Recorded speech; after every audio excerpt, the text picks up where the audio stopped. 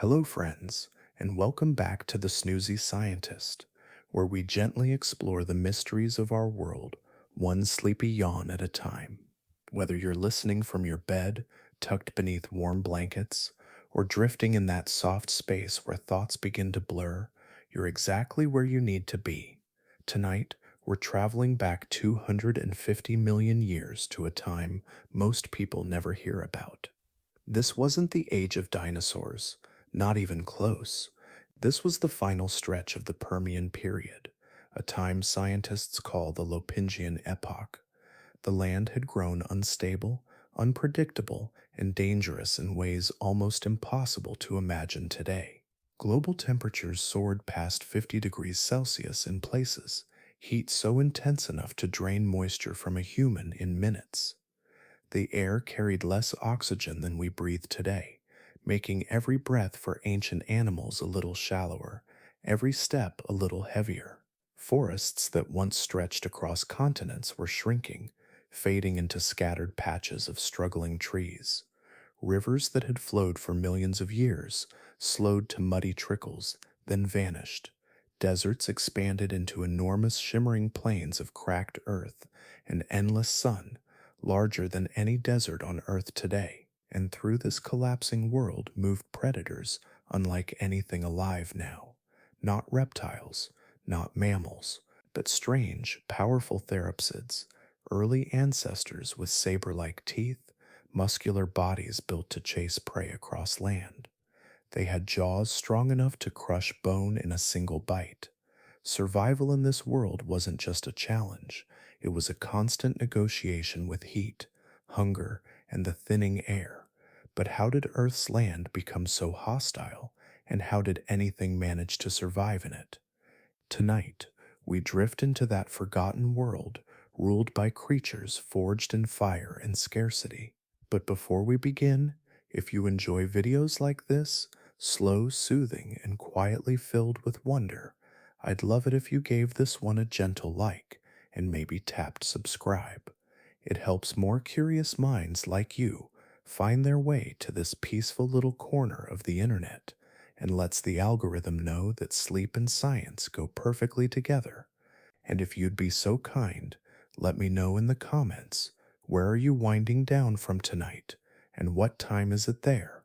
It's always a joy to see how far across the world this little sleepy corner of science travels. Now take a deep breath, close your eyes, let your shoulders soften, and together let's step softly into the strange chapter of Earth's history when land was way deadlier than the oceans. Long before the land grew blistered and unstable, the world of the Permian carried a quieter rhythm. It was not a gentle age, at least not by human standards, but it held a kind of order, a calm heartbeat that stretched across millions of years. If we look far enough back into that time, we find a planet that breathed more evenly, a world where life had settled into patterns that felt dependable. Seasons followed familiar paths, rivers moved across broad landscapes, and forests rose in steady green waves that touched the horizon. Much of the planet was gathered into a single massive landmass. This was Pangaea, a continent so large that to stand in its center was to be farther from the sea than any person can stand today. Yet earlier in the Permian, this vastness did not feel as hostile as it would later become. The climate had sections that ran warm, and other areas that rested in cooler stillness. Rainfall cycles supported long belts of vegetation.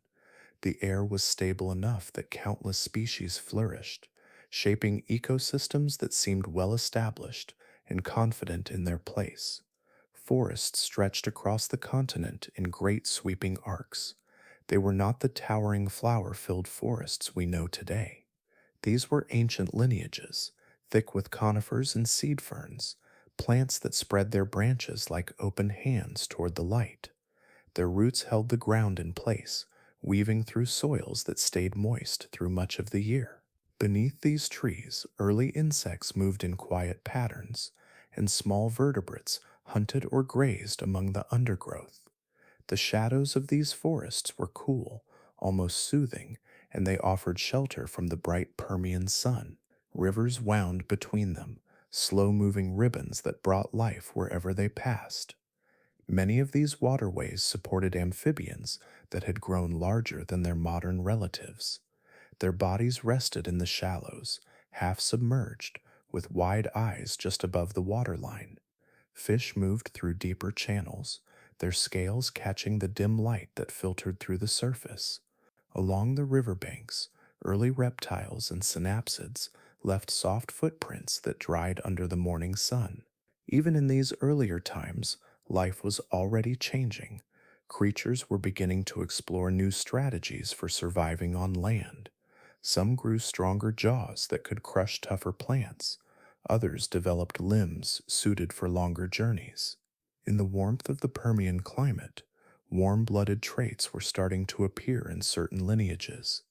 These adaptations happened gradually, almost gently, as if Earth were guiding evolution with a slow and steady hand. To us, this period might seem peaceful, but it was also delicate. The balanced climate that allowed forests to spread and rivers to flow was more fragile than it appeared. On a supercontinent like Pangaea, even small shifts could echo across enormous distances. A slight change in circulation patterns could turn a moist region drier. A modest rise in temperature could push entire belts of vegetation farther north or south. The shape of the land itself amplified these changes. With so much of Earth's surface locked into a single landmass, heat collected more easily in summer and escaped more slowly in winter. This created areas that swung between two extremes, still survivable, but already hinting at the challenges that lay ahead. Animals felt these shifts long before any catastrophic event arrived. Some species migrated farther each year to find dependable food. Others adapted by changing their habits, feeding during cooler moments or sheltering more often from the heat. Fossils from earlier in the Permian show patterns of growth and survival that suggest stable living conditions, yet they also reveal subtle stresses. Bone rings tell stories of alternating good years and lean ones. Trackways show groups moving in wider loops across landscapes that had once been predictable. These signs were not dramatic. They were quiet tremors, whispers of a balance that could be tipped with surprising ease. A supercontinent absorbs sunlight like a giant plate of stone, and once it begins to warm unevenly, the effects travel outward in waves. Rain belts shift, soil dries, and plants begin to experience the first hints of decline. In small pockets across Pangaea, ecosystems started to strain well before true collapse. Animals that depended on particular plants struggled when those plants grew scarce. Predators noticed the change in the abundance of prey. In the early Permian world, life felt stable, but beneath that stability was a subtle tension that grew year by year. Still, the planet during this time held beauty. Forest canopies murmured in warm winds, wide rivers mirrored the sky. Creatures shaped by millions of years of gradual adaptation shared landscapes that had room for them all. There was a harmony to this world, an intricate balance between climate, vegetation, and animal life. It was not a permanent peace, but for a long moment in Earth's history, it was enough. As we look back on that earlier age, we see a world that was steady, but only on the surface. Beneath its calm patterns rested a vulnerability shaped by the sheer size of the land. Pangaea supported life across enormous distances, yet that very unity made the entire continent sensitive to even tiny shifts in temperature and rainfall. What began as slight variations slowly grew into larger disturbances, and these disturbances would later spread across the world like ripples in a vast and interconnected sea. For now, though, in this chapter of Earth's story, the calm still held. Forests breathed, rivers traveled their familiar paths, creatures lived and evolved in a world that still felt predictable. It was a moment that carried the quiet before a storm, a fragile equilibrium that would one day be pushed far beyond its limits. The world that once held a steady rhythm began to drift into something far less predictable. The change did not arrive as a single moment. It unfolded slowly, almost quietly at first, like a faint shift in the air that becomes noticeable only when it has already settled in. Earlier in the Permian, forests had stretched across familiar ground, and wide rivers had traced paths carved by countless seasons. Now those same lands began to feel strange, as if the balance that once shaped them had slipped just out of reach. Geologists studying tiny crystals in ancient rocks have found whispers of this transition. These crystals formed in sediments that once rested beneath sunlight and rain, and inside them are thin bands of chemical memory. Each band marks a moment when temperatures soared far beyond the norms of the time. These were not gentle fluctuations. They were sudden surges, recorded as shifts in oxygen isotopes that reveal how quickly the world warmed. The minerals tell us that heat arrived in short, powerful waves, strong enough to reshape plant growth, water cycles, and the daily habits of the creatures who lived through it. Across Pangaea, droughts began to last longer than they once had. Rainfall patterns that had guided life for millions of years grew erratic. Entire regions experienced years without meaningful rain. In some places, those dry spells extended for decades, turning riverbeds into long corridors of cracked mud. What water remained gathered in shrinking pockets that animals visited again and again, their tracks pressed together in soft sediment that soon hardened under a relentless sun. As these droughts deepened, plants struggled first. Leaves wilted, soils dried, and forests that once held entire ecosystems began to thin out. Their roots no longer found moisture in the ground. Their branches no longer carried the weight of cool air beneath them. Without their cover, the land heated more quickly each day, creating a cycle that fed on itself. Heat dried plants. Dry plants left bare soil. Bare soil reflected more sunlight and allowed temperatures to climb even higher. What had once been stable slowly shifted into a landscape ruled by extremes. The shape of Pangaea played a quiet but powerful role in all of this. A supercontinent that large behaves differently from the smaller continents we know today. Most of the land lay far from the ocean, which meant fewer sea breezes to spread moisture inland. Regions deep in the interior were already warm, but as climate patterns changed, those areas began to heat even faster. With no large bodies of water nearby to soften temperature swings, summers became hotter and winters turned more severe. The continent acted like a vast sunlit stone. Once it absorbed heat, it released that warmth slowly, stretching high temperatures across long stretches of time. At the same moment, winds that once carried clouds across wide distances shifted in direction and strength. Some areas received less rain, and others saw their seasonal rhythms disappear entirely. Without the ocean's stabilizing presence, the atmosphere moved in restless, unpredictable ways. Storms that had followed reliable paths now wandered. Monsoon cycles weakened. Dry seasons grew longer, and wet seasons grew shorter, until some regions lost the idea of a season altogether. Days blurred into one another under skies that stayed bright and cloudless for weeks. In the fossil record, the effects of this instability appear in subtle traces.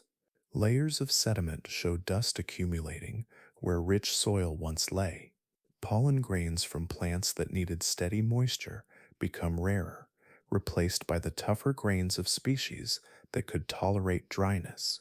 Growth rings in fossil wood reveal years of slow development, then sudden bursts of faster growth when rare rains returned. These rings are like quiet journal entries left by ancient trees, each line telling of seasons that no longer behaved as expected. Animals left their own signs. Trackways shift from densely patterned paths near water to long migrations across open land.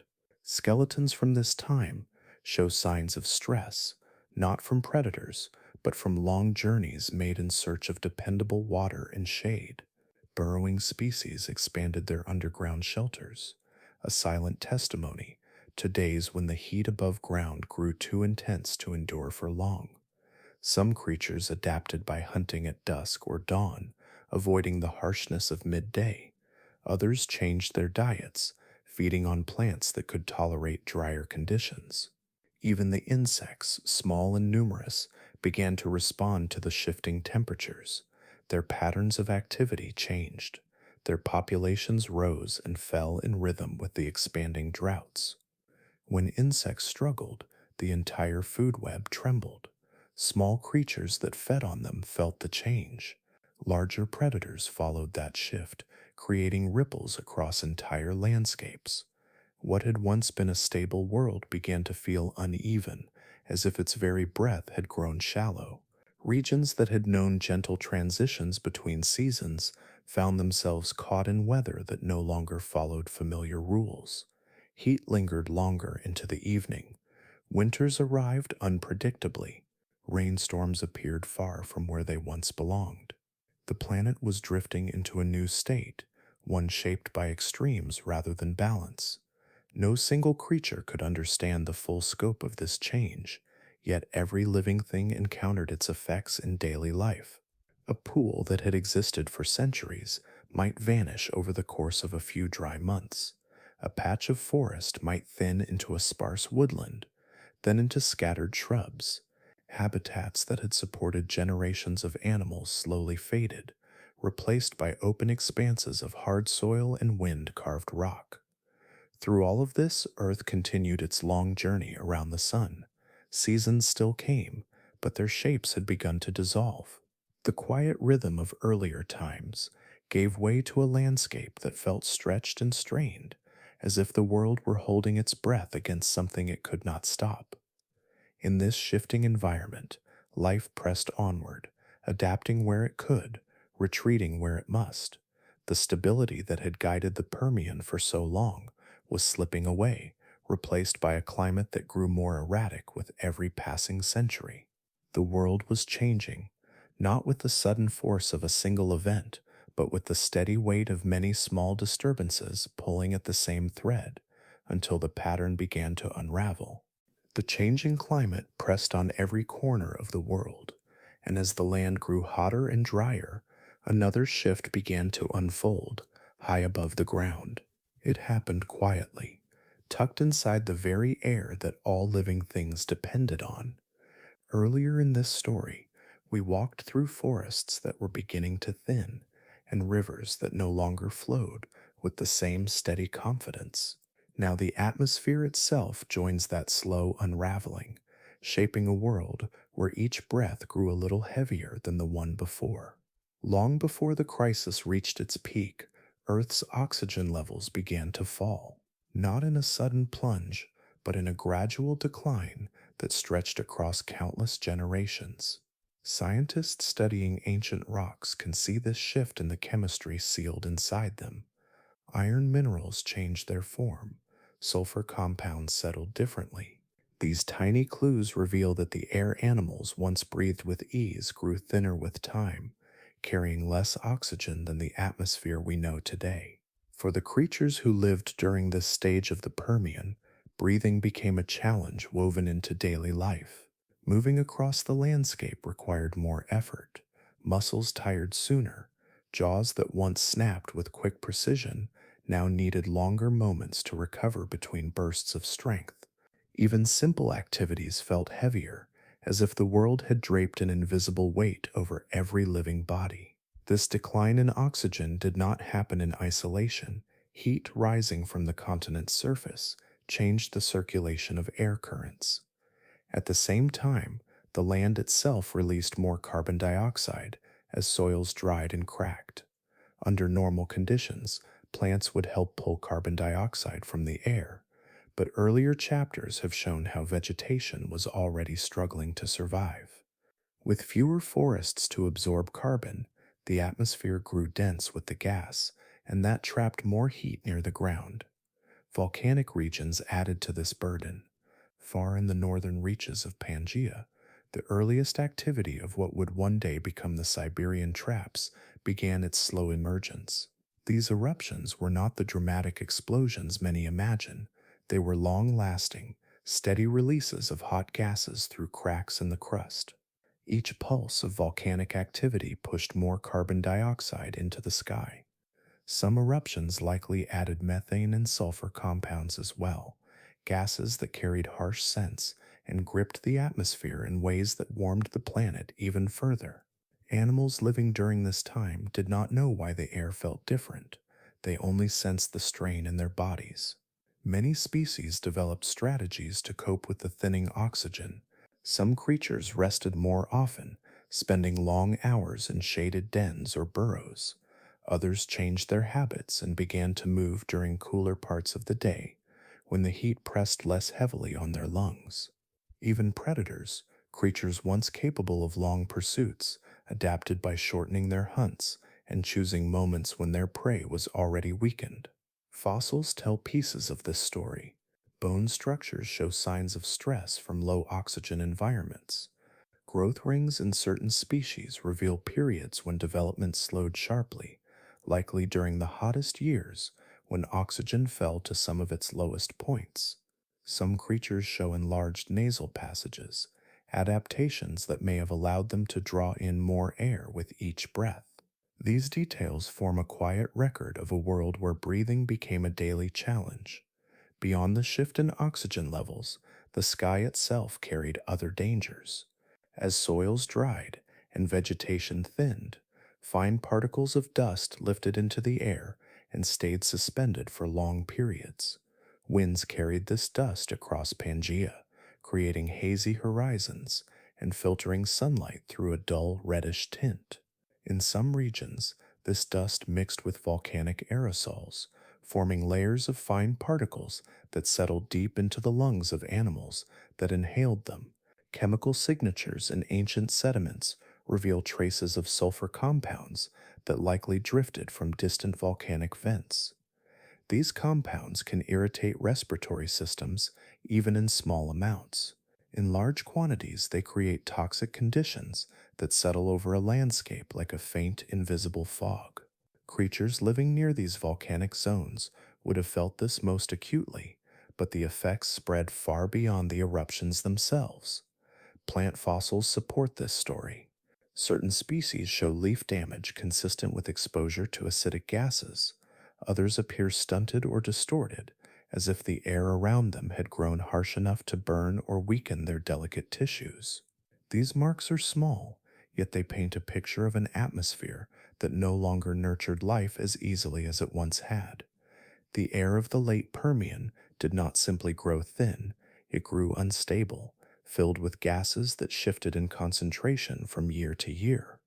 In some periods, oxygen dropped to levels that made long-distance movement difficult for even the hardiest animals. In others, volcanic gases pulsed through the sky, turning mornings dim and evenings strangely bright as particles scattered the light in unfamiliar ways. Creatures navigating this world relied on instinct and adaptation, adjusting their lives to an atmosphere that changed more quickly than evolution could always keep up with. Through all of these shifts, the sky remained vast and open, yet it held a quiet tension. Sunsets painted the land in deeper colors. Winds carried scents of dust and minerals from far away. Nights felt warmer, as if the heat from the day refused to fully fade. Beneath those skies, life continued, but every breath carried a reminder that the air itself was part of the great transformation sweeping across the planet. The atmosphere had once been a gentle ally, a silent companion to forests, rivers, and animals. Now it had begun to take on a different role. With less oxygen and more carbon dioxide, and with volcanic gases weaving through its layers, the very air was becoming another force that shaped the world in ways life had never faced before. As the air thinned and the skies grew restless, the surface of the land felt these changes in ways that became impossible to ignore. What had begun as a subtle shift in temperature and rainfall slowly settled into the soil itself. The forests that once shaped the character of the Permian world, forests that anchored the land in green stability, began to falter. Earlier in this story, we walked beneath branches that reached toward the sunlight with quiet confidence. Now, those same branches began to sag beneath a weight that was not physical, but environmental. Heat that once came and went with the seasons lingered through longer stretches of the year. Dry spells became dry seasons, then dry eras, and plants that had survived countless cycles of change found themselves facing conditions unlike anything they had known before. Leaves curled at their edges, then shriveled. Roots followed the dwindling moisture deeper into the earth, tracing cracks that widened with every passing year. Some plants managed to cling to life a little longer by conserving water within their tissues, but even these strategies had limits. When the soil dried far below the surface, no adaptation could reach deep enough. The first forests to fail were those in the interior of Pangaea. These regions were already far from the cooling influence of the ocean. Temperatures soared quickly under the bright Permian sun, and with each generation, the plants there recovered less fully after periods of drought. Trees that had stood for centuries toppled quietly, shifting the canopy into open space that let even more sunlight reach the ground. As the years stretched on, forest fragmentation became one of the defining features of the landscape. Continuous belts of vegetation broke into isolated groves. What had once been linked ecosystems became scattered islands of green, separated by miles of hardening earth. These patches of surviving forest created small pockets of cooler, sheltered life, but they were fragile, surrounded on all sides by land that no longer supported the rich diversity they once sheltered. Soils that had relied on plant roots to stay anchored began to loosen. Without the shade of tall trees, moisture evaporated quickly, and organic matter turned dry and brittle. Winds, which had grown unpredictable as the climate shifted, lifted this loose soil and carried it across the landscape as dust. Grain by grain, the ground that once fed forest transformed into pale, drifting layers that settled into every hollow and crack. This dust was more than a sign of dryness. It signaled a deeper change in the land. It coated the surface in a way that reflected sunlight, warming the air above it. With each gust of wind, the dust lifted and settled again, spreading into regions that had previously been fertile. Animals walking across these plains left shallow tracks that were soon softened by new layers of fine sediment. Herbivores felt the loss of vegetation in the most immediate way. They had always depended on the forests for food and shelter, drifting between patches of fresh growth as seasons shifted. Now the distances between these patches grew longer. What once required a short walk became a journey across open ground, then a migration spanning days, then weeks. The creatures that made these trips often traveled in groups, their movements leaving faint paths across the dust-coated plains. Among these herbivores were the dicynodonts, sturdy and determined. They had survived earlier changes with surprising resilience, nibbling on tough plants and digging for roots when needed. As the forest retreated, they followed the shrinking green edges, searching for patches of food that could sustain them. Each year, the path grew more difficult. Each generation walked a little farther. Larger herbivores faced challenges of their own. Their size had once been an advantage, allowing them to browse high branches or dig deep for water. Now those advantages turned into burdens. A large body loses water faster in intense heat. Muscles work harder when oxygen is low. To survive, these animals needed wide feeding grounds that no longer existed. They moved with heavy steps across the changing terrain, stopping often to rest, their breaths slow and strained. The collapse of forests also reshaped the lives of countless smaller species. Insects that relied on cool, shaded environments struggled to find places to lay eggs. Some groups dwindled as their habitats shrank. Others adapted by seeking open areas and hiding beneath rocks or burrowing into what remained of the soil. Their changing patterns rippled upward through the food web, influencing the creatures that depended on them. Fossil evidence preserves this quiet struggle. Pollen records from this time show a steady decline in species that required abundant moisture. Spores from hardier plants appear more frequently, suggesting a shift toward vegetation that could handle prolonged dryness. In many layers of rock, fine dust surrounds fossilized roots, capturing the moment when soil turned into something lighter and more fragile. It is difficult to pinpoint the exact year or decade when the forests truly failed, because the collapse was not a single moment.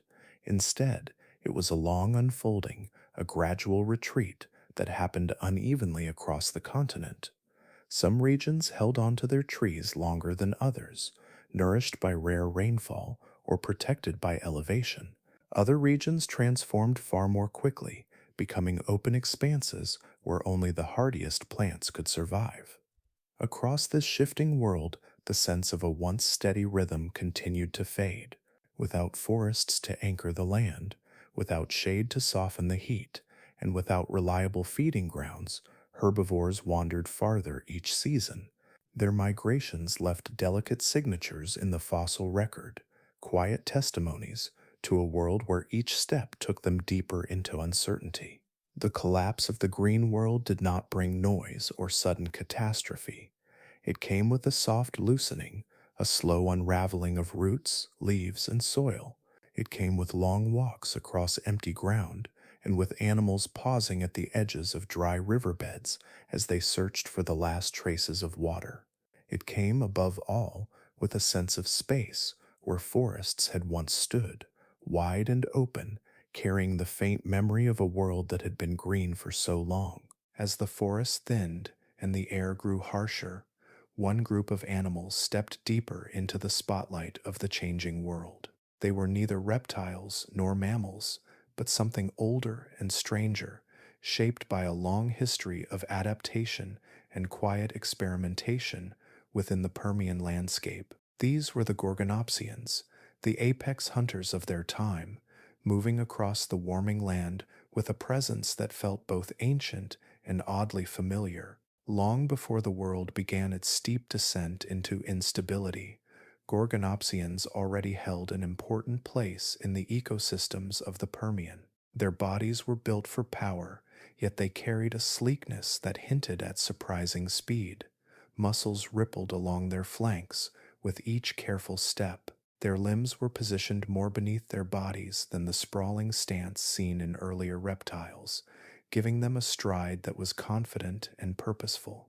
The shape of their jaws revealed another story.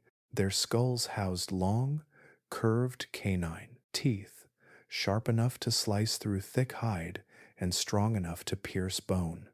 These saber-like teeth gave them a fierce profile, but they were not simply tools of violence. They evolved as part of a complex system of muscles and joints that allowed the jaw to open wide, far wider than the jaws of many animals living at that time. This allowed gorgonopsians to deliver quick, deep bites that could bring down prey with alarming efficiency. The landscape around them was changing, and each shift favored the traits that made gorgonopsians such effective hunters.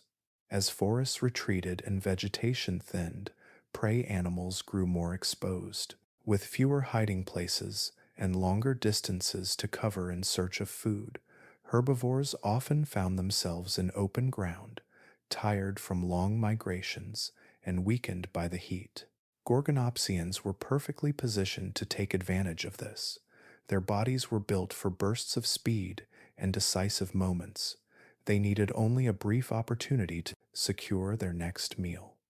Paleontologists studying their bones have found hints that certain warm-blooded traits may have been emerging within this group. Some gorgonopsians show signs of a higher metabolic rate, the kind that supports active hunting even as temperatures fluctuated. Warm-bloodedness, in its early forms, would have given them an advantage during the long twilight hours or in the cooler moments of the day. They could remain active when their prey was sluggish or resting, and they could recover more quickly after exertion.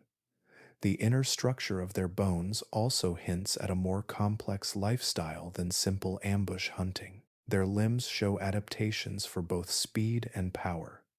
Their rib cages suggest strong muscles for breathing deeply during intense pursuits. Their skulls reveal spaces for muscle attachments that would have allowed incredible bite force. Each part of their anatomy feels like a quiet declaration of their role in the Permian food web. As the environment grew less forgiving, gorgonopsians rose even higher in the hierarchy of the collapsing world. Other predator lineages began to decline, unable to keep pace with the changing conditions. Some lacked the endurance needed for long hunts. Others relied too heavily on habitats that were disappearing. Gorgonopsians, however, showed a flexibility that made them resilient. They were not bound to dense forests or shaded rivers. They could cross open plains, track prey over longer distances, and hunt effectively in the increasing heat. Their dominance can be seen in the fossil record. In many Permian deposits, gorgonopsian remains appear alongside the bones of the animals they hunted. Their teeth left marks on rib cages and limbs, quiet records of ancient meals. Trackways show prints of these hunters moving with steady confidence across dusty ground, sometimes following the worn paths left by herds of herbivores. Even their skulls, often found intact or nearly so, reveal the strength of their build. The bones are thick, the ridges prominent, the jaw joints solid. Yet despite their power, gorgonopsians were not creatures of brute force alone. Their senses played a crucial role in their survival. Their eyes faced forward, giving them depth perception, useful for judging distance during a chase. Their noses likely picked up faint scents across long stretches of wind-swept land. Their hearing, shaped by early structures in the skull, may have been sensitive enough to detect soft movements in the brush. These traits, combined with their physical abilities, made them the undisputed apex predators of the Permian. They occupied a place in the food web that no other land animal could match. In a world where ecosystems were beginning to weaken, they remained strong. When prey populations shifted and herbivores moved to new regions, gorgonopsians followed. When forests became open plains, they adapted their hunting strategies. Their resilience was not just physical, but ecological. They represent the peak of Permian land predation, not because they were the largest, but because they were the most finely tuned to the challenges of the time. They carried traits that pointed toward the future, hints of the warm-blooded predators that would one day rise again long after the Permian era ended. In their bodies, we see early steps toward the agility and endurance that later mammals would inherit. In their jaws, we see the power that defined ancient food webs. In their eyes, we see the quiet intelligence of a hunter shaped by a world in transition. As the land continued to dry and the air grew more difficult to breathe, gorgonopsians walked through this shifting world with a strength that seemed almost effortless. They moved across cracked soil and shrinking forests, following trails that stretched beyond the horizon. Their presence was a reminder that even in times of great instability, life can rise to extraordinary heights. In the fading days of the Permian, when the earth beneath them was beginning to tremble with change, the gorgonopsians stood at the top of a world that was slowly slipping away. Their reign would not last forever, but for this moment in deep time, they were the defining shape of power on land, holding their place with the quiet certainty of creatures perfectly adapted to a world in decline. As the world shifted beneath rising heat and thinning forests, a different kind of creature began to carve out its place in the changing landscape. These animals were not as large or as fearsome as the gorgonopsian hunters, yet they carried something just as powerful. They held potential. Quiet, subtle, and steady. The therapsids emerged as beings caught between ancient reptilian forms and the early shape of what would one day become mammals. Their story does not begin with dramatic transformations.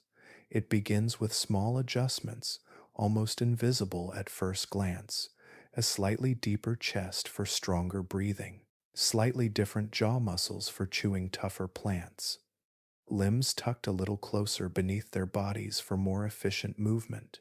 These traits appeared slowly across generations, woven into the lives of creatures who were learning to cope with a world that was growing warmer, drier, and less predictable. Many therapsids were modest in size. Some walked low to the ground, moving through the drying undergrowth with careful steps.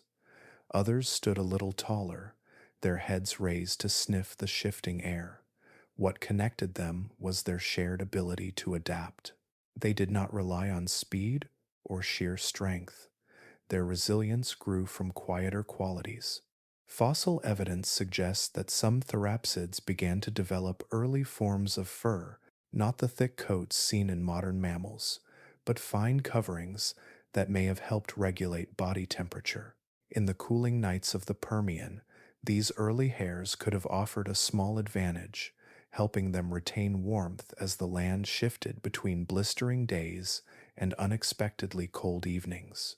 This adaptation also hints at something deeper within them, a physiology that may have been slowly moving toward a more constant internal temperature. Metabolic changes supported this shift. Earlier reptiles relied heavily on the warmth of the sun to stay active. Therapsids, in contrast, show signs of adaptations that allowed them to sustain activity even when temperatures dropped.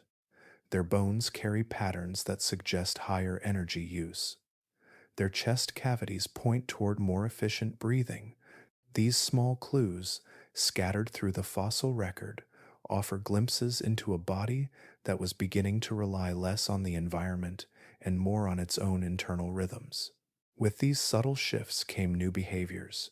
As the days grew hotter and the sun's heat pressed longer on the land, some therapsids may have sought refuge in the cooler hours. Night activity, or crepuscular habits, became useful strategies for avoiding the harsh conditions above ground. In the dim light of dusk, these creatures moved between shadows, their senses guiding them as they searched for food or safe shelter. Eyes adapted to low light, whisker-like hairs sensitive to faint vibrations, and heightened smell all played roles in their survival. Burrowing became another advantage. Many therapsids dug into the soft soil, creating tunnels and chambers that offered relief from temperature swings. Within these burrows, mothers could raise their young, families could rest in safety. The earth held coolness that the surface could no longer offer, and the underground world became an important refuge for species trying to navigate the new risks above. Their diets were just as diverse as their shapes. Some therapsids evolved wider teeth and stronger jaws for grinding tough vegetation. Others developed sharper teeth for catching insects or small prey hiding in the fading underbrush. This flexibility allowed them to survive when specific food sources dwindled. As forests fragmented and herbivores began long migrations, many animals struggled to adjust. Therapsids, with their varied diets and adaptable metabolisms, continued to find ways to endure.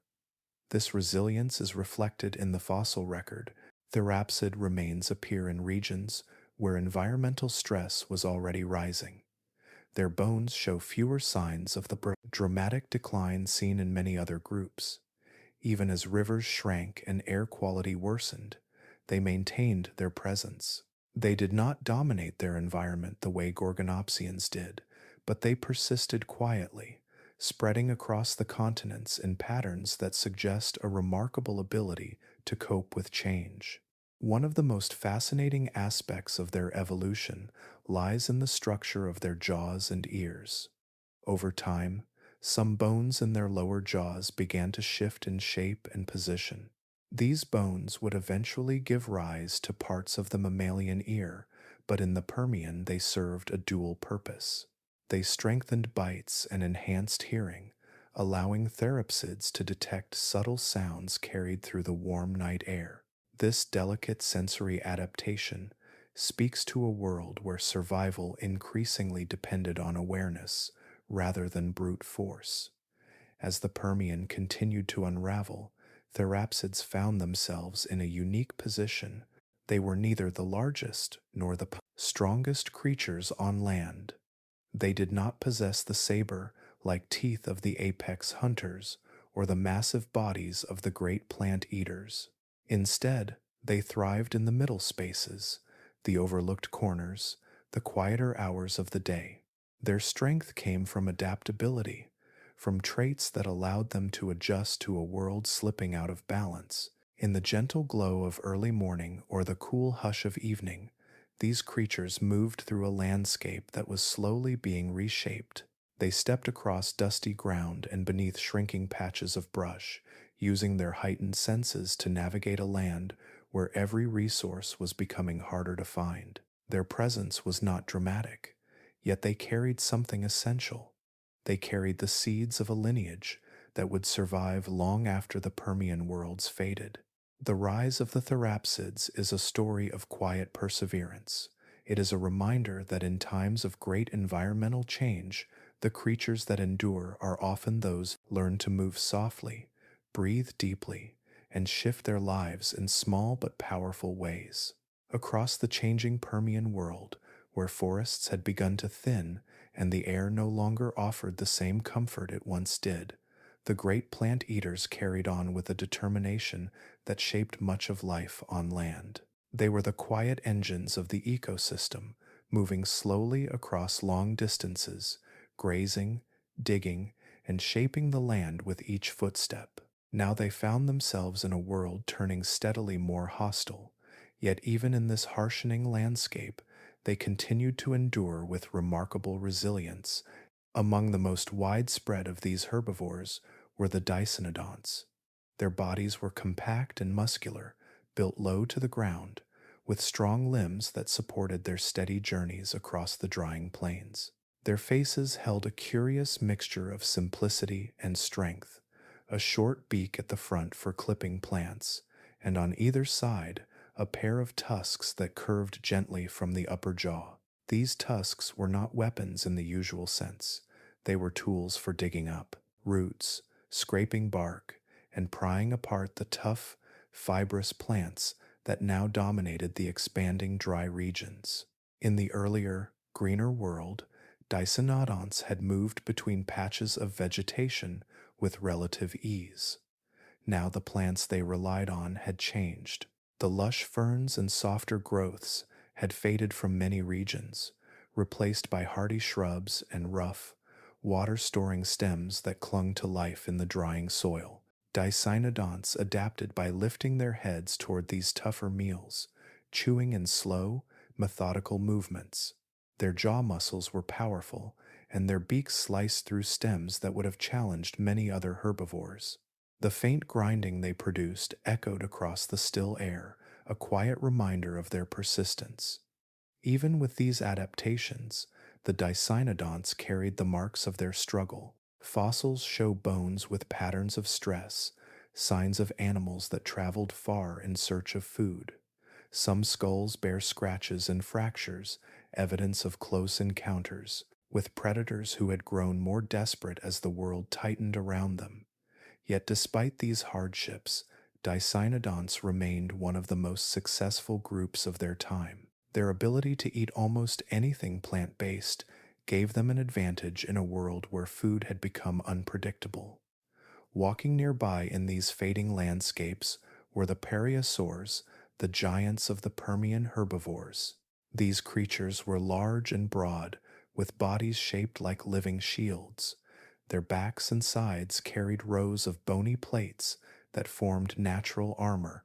Their skin was thick, with textures that resembled cracked stone or aged bark. When they moved, their steps landed heavily, pressing wide tracks into the dusty ground. Each step seemed to announce their presence, a soft, steady rhythm against a world losing its balance. Pareiasaurs were not built for speed, but they did not need it. Their size alone offered protection, and their armor made them difficult targets for all but the most determined predators.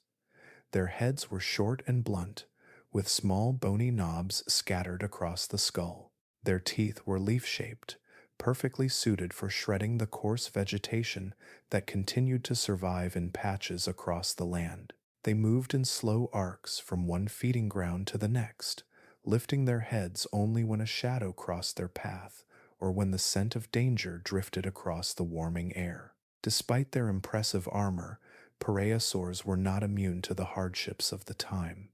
Fossils reveal bite marks on their bones, usually near the legs or tail where predators like gorgonopsians would have aimed. Some skeletons show signs of infection or healing, proofs of attacks survived. Others appear to have belonged to individuals weakened by long periods of poor nutrition. Their massive bodies required steady supplies of food, and as vegetation shrank across Pangaea, their movements became slower and more strained.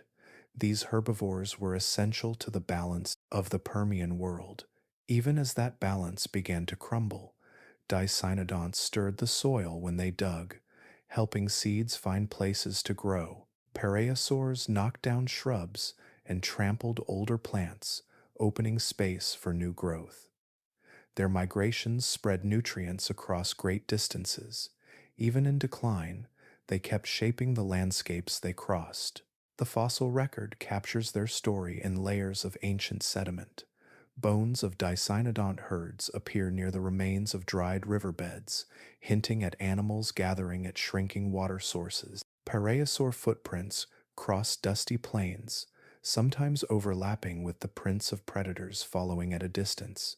Some sites preserve entire groups of herbivores that did not survive a particularly harsh season, their skeletons arranged in gentle arcs that suggest they stayed close together until the end. In a world where predators grew more specialized and the climate twisted into new extremes, it might seem surprising that these herbivores managed to dominate for so long. Yet their success was not rooted in aggression or speed. It came from endurance. They did not require lush forests or abundant rainfall. They could survive on vegetation that other animals ignored.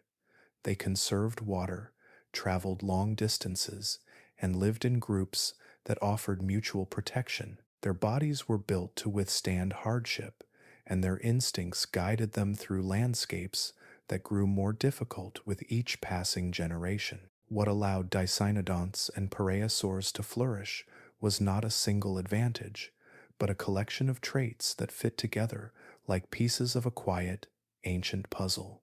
Strength, patience, flexibility, a willingness to eat what the land offered, a steady pace that carried them across a world unraveling at its edges. For millions of years, they filled the middle and upper layers of the food web, shaping the land even as it shaped them. They were the giants of a changing age, walking embodiments of survival in an increasingly unstable world. Their silence, their steady movement, and their quiet presence tell us that even in times of great difficulty, life does not simply vanish. It adapts, it shifts. It presses onward with whatever strength it can gather, leaving faint footprints that echo through deep time. As the Permian world continued to shift under the weight of heat and thinning air, a quiet truth settled across the land. Water, once abundant enough to shape forests and carve river valleys, began to slip away. It did not vanish in a single season. It retreated slowly, like a great tide pulling back from the shore of deep time, leaving behind a world where every pool, every lake, and every wandering stream became something precious. The rivers that had once traced graceful paths across Pangaea grew narrower each year. Their banks, once lush with reeds and soft mud, hardened under the sun. In some places the water still flowed, but only as thin ribbons that glimmered weakly under the bright sky. Animals learned these new shapes of water approaching with caution, drinking deeply when they found it, then following the retreating currents as if chasing a fading memory. Fossils from this time hold scenes of quiet desperation. Paleontologists have discovered bone beds clustered near the edges of ancient waterholes, places where creatures gathered in the final days before the pools dried completely.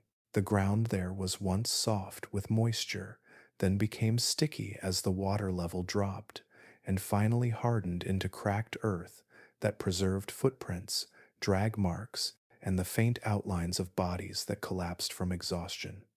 In one region, layers of sediment reveal the remains of different animals pressed close together. Large herbivores, smaller scavengers, even younglings that likely could not make the long journeys to safer ground. Their bones lie in patterns that hint at the story of their final days. Some fell near the center of the pool, where mud had trapped their feet. Others lie along the outer edges, where the water had been only a thin film. These sites capture the delicate line between hope and loss in a world where a few inches of remaining water could mean the difference between life and death. The earth around these dried basins holds clues to the cycles that shape them.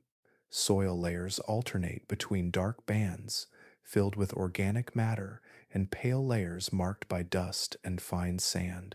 These patterns reflect seasonal changes that grew more extreme with each passing generation. Wet seasons became unpredictable, sometimes offering brief relief, other times failing entirely. When the rains did come, they might fall in sudden torrents that filled the basins quickly, only to evaporate just as fast. Fossil pollen trapped in these layers shows bursts of plant growth between long intervals of decline, suggesting that life rebounded in short, fragile windows before slipping back into drought. Animals adapted in many ways. Some species began traveling in larger groups, giving them better chances of finding water and protecting one another during long migrations. Others shifted their behavior, drinking during cooler times of day to conserve energy. Many learned to dig shallow pits in the muddy edges of dying streams, using their claws, or tusks, to reach the last pockets of moisture, hidden just beneath the surface. There are traces in the fossil record of creatures who made these digging sites a part of their survival strategy. Bones lie near circular depressions preserved in ancient mudstone, evidence of last attempts to gather enough water for one more day. These depressions appear repeatedly across Permian landscapes, forming a soft, rhythmic signature of life, trying to endure against the growing dryness. The drought patterns themselves followed a broad, planetary rhythm. Much of Pangaea sat far from the ocean, which meant that storms grew weaker as they traveled inland. Rain clouds that once blanketed the continent became thin and scattered. Monsoon cycles shrank, their timing disrupted by rising temperatures and shifting winds. In some regions, droughts lasted for many years at a time. In others, they returned regularly, creating a predictable but unforgiving pattern of hardship. Rock formations from this period record these rhythms in their colors and textures. Reddish layers, rich with oxidized minerals, show periods when the land baked under long stretches of heat. Lighter bands of sandstone mark times when winds carried dust across empty plains, depositing it grain by grain until the dunes rose like silent witnesses to the drying world. Between these layers, occasional thin streaks of darker sediment reveal rare floods, moments when rivers swelled suddenly before sinking back into quiescence. In such a world, water became more than a resource. It became a lifeline, shaping migrations, drawing predators and prey into the same shrinking spaces, and guiding the slow march of life toward regions that still held moisture. At these waterholes, tracks of different species overlap. Herbivores etched deep impressions into the soft ground as they crowded together. Small reptiles left delicate prints along the edges. Larger predators walked with quiet precision, drawn to the weakened animals clustered near the center. The fossils show that these moments often ended in conflict or exhaustion. Bite marks on bones reveal the dangers of gathering at overcrowded pools. Some animals collapsed from heat stress or dehydration before predators ever reached them. Others managed to drink, rest briefly, then move on, their tracks fading into the dust as they continued the search for safer ground. Yet, even in these challenges, life continued with its steady determination. Each creature responded to the droughts with whatever strategies it could muster. Some burrowed deeper into cooler soils, others followed riverbeds long after the water vanished, guided by instinct and memory. A few species found refuge in higher elevations, where cooler temperatures offered brief relief. The drying of the Permian was not only a story of loss, it was also a story of endurance, a story of creatures learning to navigate a world with fewer gifts and growing risks. The rivers may have shrunk, and the lakes may have faded, but the search for water carried life forward, step by quiet step, across a land steadily reshaped by heat and time. In these ancient drought patterns, preserved in stone and sediment, we see the delicate thread that connects every living thing to the presence of water. A thread stretched thin, yet strong enough to hold life together in a world that was changing faster than it had in millions of years. As water became scarce and the land continued to warm, many of the stories from this fading world were not written in bone or tooth, but in the soft mud that lined the shrinking edges of lakes and rivers. Before the pools dried completely, before the surface hardened into cracked sheets of clay, countless animals passed through these places, leaving behind trails that captured the quiet tension of their lives. These footprints, pressed into the ground in moments of need or urgency, became some of the most intimate records of the Permian. When paleontologists uncover these ancient surfaces, they see more than simple markings. They see pathways that twist, overlap, and scatter as if frozen in the middle of movement. They see the rise and fall of entire herds. They see predators pacing at the edge of these trails, careful and patient. They see the soft signatures of animals growing weaker with each passing season. The mud holds all of it with a stillness that feels almost fragile, like a pareiasaurs. Memory caught in the layers of time.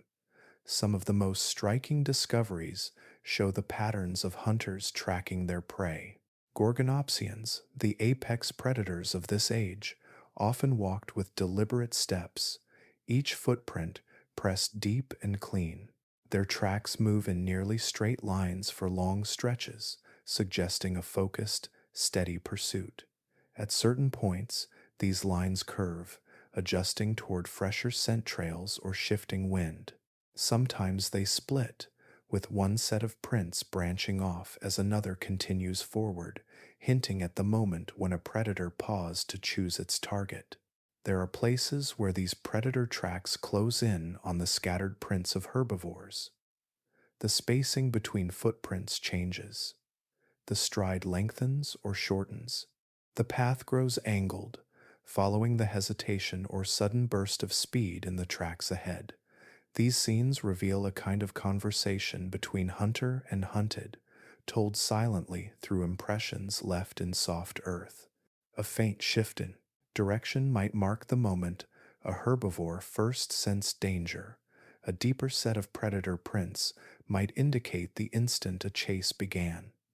Herd animals left their own distinct signatures. Dicynodonts, pareiasaurs, and other plant eaters often walked in groups, their footprints forming parallel lines that stretched toward a water source. In earlier times, their paths appeared steady and wide, the prints deep and well spaced, suggesting animals that moved confidently across familiar ground. As the climate worsened, these patterns changed. Some trails show sudden bends or sharp angles, as if the herd altered its direction without hesitation. These abrupt shifts may reflect the moment they smelled drying mud ahead or glimpsed a shrinking pool they once relied on. In certain locations, the footprints of entire herds converge into bottlenecks near the last remnants of water. Many prints overlap, pressed tightly together, their edges blurring into one another. This clustering captures a kind of gentle chaos, the movement of animals forced to share less and less space as resources dwindled. Larger individuals often step directly on the prints of smaller ones, flattening them beneath their weight. These overlapping impressions hold traces of the stress that shaped their migrations. One of the most telling discoveries comes from the changing size of footprints over time. By reading the layers of sediment like pages in a quiet book, scientists found that many herbivore prints gradually shrink between one layer and the next. These smaller footprints reflect bodies that grew lighter as food became difficult to find. Young animals, especially, leave faint, shallow impressions. In some cases, the prints are so light they barely mark the surface, suggesting creatures weakened by hunger, walking with careful steps to conserve energy. The mud also holds stories of hesitation. Some trackways begin strongly, with deep, confident impressions. Then, just a short distance later, the prints fade or grow uneven. The stride becomes unsteady, as though the animal paused often, lifting one foot slowly before placing it down again. These patterns hint at exhaustion, perhaps even confusion, as creatures navigated landscapes that no longer provided the cues or comforts they once knew. Predators sensed this weakness. Near many sets of shrinking tracks, the prints of hunters appear. Sometimes they follow directly behind the herbivore paths, each predator footprint fitting neatly into the trailing line, as if stepping into the story at its final moments. In a few rare layers, the predator prints surround a cluster of herbivore tracks that stop abruptly. Beyond that point, only the deep, spaced-out marks of the hunter continue. The silence of these scenes speaks louder than words. Even small creatures, whose bones seldom survived the ages, left delicate impressions in the damp soil. Tiny footprints scatter near riverbanks, weaving between larger trails. Some move hurriedly toward the water, others retreat from it. The tiniest prints often show irregular spacing, suggesting rushed movements under the watchful eyes of predators or the sudden threat of a collapsing shoreline. These faint marks reveal the presence of beings whose stories might otherwise be lost entirely. The mud captured environmental details too. Drips from rainless skies left small, pitted textures on the surface. Cracks formed as water evaporated, slicing through the tracks like thin, spreading veins. Ripple patterns from brief winds froze in place, creating gentle waves beneath the footprints. Together, these signs show how quickly the land shifted from wet to dry, and how precarious each moment became for the creatures living through it. In these ancient trackways, preserved in stone, we find a world caught between movement and stillness. Each footprint is a moment, a breath, a decision made in the quiet urgency of survival. They show us the flow of life, not as grand scenes of dominance or despair, but as individual steps taken across uncertain ground. The mud remembers all of it, holding the echoes of a land changing faster than the creatures could follow, and the soft traces of lives carried forward by instinct, need, and the search for whatever safety remained. As the Permian world continued its slow drift toward instability, a new shape began to rise across the land. It came not as a sudden transformation, but as a gradual widening of silence.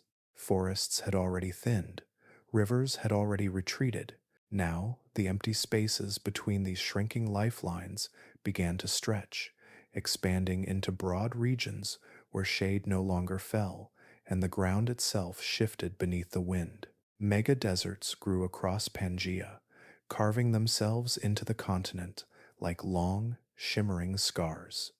The process can be read in the stone, Thick layers of sandstone rest in sweeping bands across ancient rock formations, their grains aligned in gentle slopes that mimic the shapes of dunes long vanished.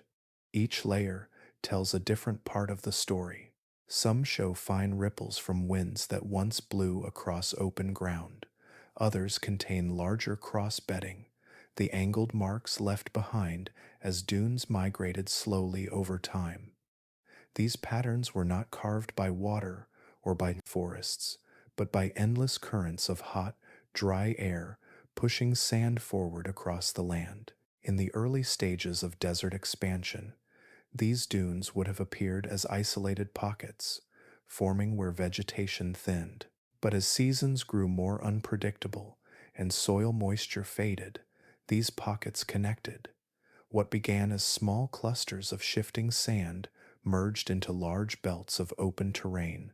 Over time, these belts expanded until they stretched for hundreds of kilometers, forming vast deserts larger than anything seen in the modern world. They sprawled across the heart of Pangaea, filling its interior with heat that deepened each year. The desert winds became powerful storytellers of this age. They carried fine grains across long distances, smoothing the landscape into elegant curves. They sculpted ridges and hollows, often reshaping the same area many times within a single century. These winds also carried a harsh dryness that pulled moisture from the ground, making it almost impossible for new plants to take root. Seeds that once sprouted in the wake of seasonal rains now waited in barren soil, never finding the brief wetness they needed. When desert storms swept across the land, they tended to leave behind more than just sand. In certain regions, storms buried the remains of animals caught in their path.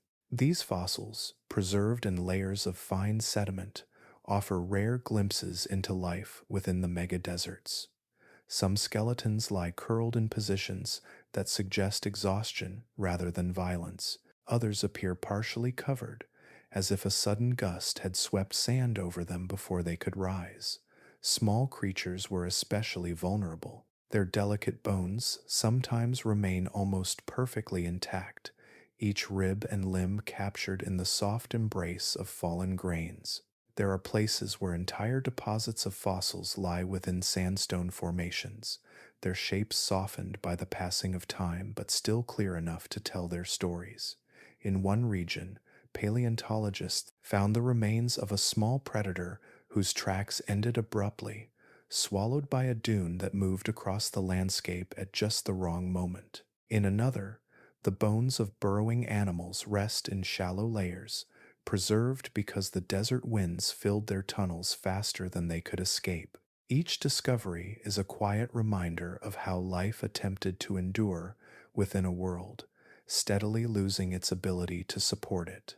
The expansion of these deserts did not happen simply because the climate grew hotter. It happened because of the shape of Pangaea itself. A supercontinent stretches across immense distances. The interior lies far from the moderating influence of the ocean, where evaporation and rainfall generally maintain humid environments. With so much land pressed together, the air above the interior warmed quickly during the day and cooled rapidly at night. This created cycles of rising and falling air that often disrupted the formation of rain clouds. Moisture that traveled inland fell before it reached the deep interior, leaving central Pangaea in a state of chronic dryness.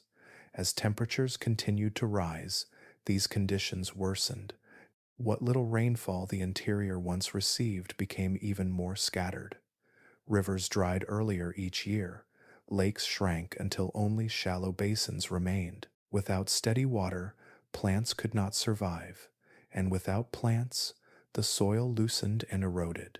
Eventually, bare ground covered enormous stretches of the land, and winds moved freely across regions once anchored by roots and vegetation. This created a feedback loop that drove desertification forward. Hot ground warmed the air above it, creating dry, rising currents that prevented clouds from forming. Without clouds, there was no shade to cool the land. Without shade, temperatures climbed, and with rising temperatures came more evaporation, stripping away whatever moisture remained in the soil. The desert grew not because plants vanished, but because the conditions that supported those plants had collapsed on every scale. In this changing world, animals walked the edges of the deserts with caution. Large herbivores skirted the boundaries, venturing inside only when absolutely necessary. Smaller creatures took shelter in burrows or beneath the few hardy shrubs that managed to survive. Predators crossed open ground, leaving long, shallow tracks in the sand, their bodies casting thin shadows that stretched across the dunes. Each species adapted in its own way, but the desert's steady spread left little room for mistakes. As the shifting sands moved across Pangaea, they brought with them a sense of openness and quiet that contrasted with the dense, forested landscapes of earlier ages. The land became an expanse of muted gold, rippling like waves under the sun. Winds hummed softly as they shaped the dunes. The horizon blurred in the heat, creating the illusion of distant water where none existed. These mega deserts marked a turning point in Earth's ancient story. They were not merely empty spaces, they were vast, living systems shaped by climate, geology, and time. They served as both barrier and refuge, threatening many species while offering new challenges for others. In the calm silence of these deserts, the world drifted deeper into change, the sands carrying with them the traces of a land that had once known shade, now stretched into a horizon defined by heat, wind, and the quiet persistence of time. As the Permian world drifted deeper into heat and dryness, life began to search for new ways to endure. The surface had grown unforgiving, forests had thinned into scattered shadows, rivers had shrunk into winding threads of mud, and the open land stretched wide beneath a sun that lingered longer each season. For many creatures, survival meant learning to exist in the quiet spaces the changing world had not yet claimed. Some looked downward, toward the cooler soil beneath their feet. Others looked toward the night, where darkness offered a gentler rhythm for breath and movement. The earliest escape strategies formed in silence. Small therapsids, insects, and even certain reptiles began to dig into the soft ground, carving out tunnels that offered protection not only from predators, but also from the weight of the heat above. These burrows were not deep, expansive cities. They began as simple shelters, little more than shallow hollows or narrow sloping tunnels that led to compact chambers, yet they became lifelines. The earth held coolness long after the sun slipped across the sky. Within these underground spaces, temperatures remained steady, moisture clung to the soil grains, offering relief from the dryness above. Breathing became easier in the dim stillness. The walls muffled the roar of desert winds and softened the weight of the harsh daytime air. For many creatures, these burrows were the quiet in-between places where they rested, recovered, and waited for the hours when the land grew safer. Fossils reveal the presence of these early underground homes with a clarity that feels almost intimate. Paleontologists have uncovered cylindrical tunnels preserved in ancient mudstone, their shapes gently curved and smoothed by the animals who once moved through them. Some burrows contain the remains of single individuals, curled in resting positions. Others hold evidence of family groups, suggesting that these underground shelters served not only as hiding places, but as shared spaces where young could be raised in safety. One such discovery shows a cluster of small therapsids arranged closely together in a single chamber. Their bones lie in a pattern that echoes the quiet closeness of a family pressed together against the cool earth. These fossils tell a story of social behavior taking root in a time when cooperation might have offered the best chance of survival. In the fading warmth of the Permian, the underground world became a place where life could pause, where young animals could grow without facing the overwhelming heat of the surface. In these burrows, the first hints of new lifestyles began to form. As the days grew hotter, many species ventured outside less often during daylight hours. Instead, they emerged at dusk or dawn, moving softly across the land when the sun rested lower in the sky. Eventually, some began to favor the quiet of full night, slipping into the darkness to search for food, water, or safer ground. Nighttime, once simply a period of rest for many animals, slowly became a refuge from the intense heat that shaped the daylight world. The transition into nocturnal life did not happen all at once. It began with small adjustments. Eyes adapted to lower light, hearing became more sensitive, capturing faint movements across the ground. Whisker-like hairs, if present, helped detect vibrations and navigate darkness. These changes allowed creatures to move through a cooler, quieter environment where the risks of heat stress and dehydration were far lower than during the blazing daytime hours. Fossil evidence supports this shift. The skulls of certain therapsids show enlarged areas where nerves and muscles connected to sensory structures. Their eye sockets hint at pupils that could expand wide, gathering the soft glow of starlight or the faint shimmer of a rising moon.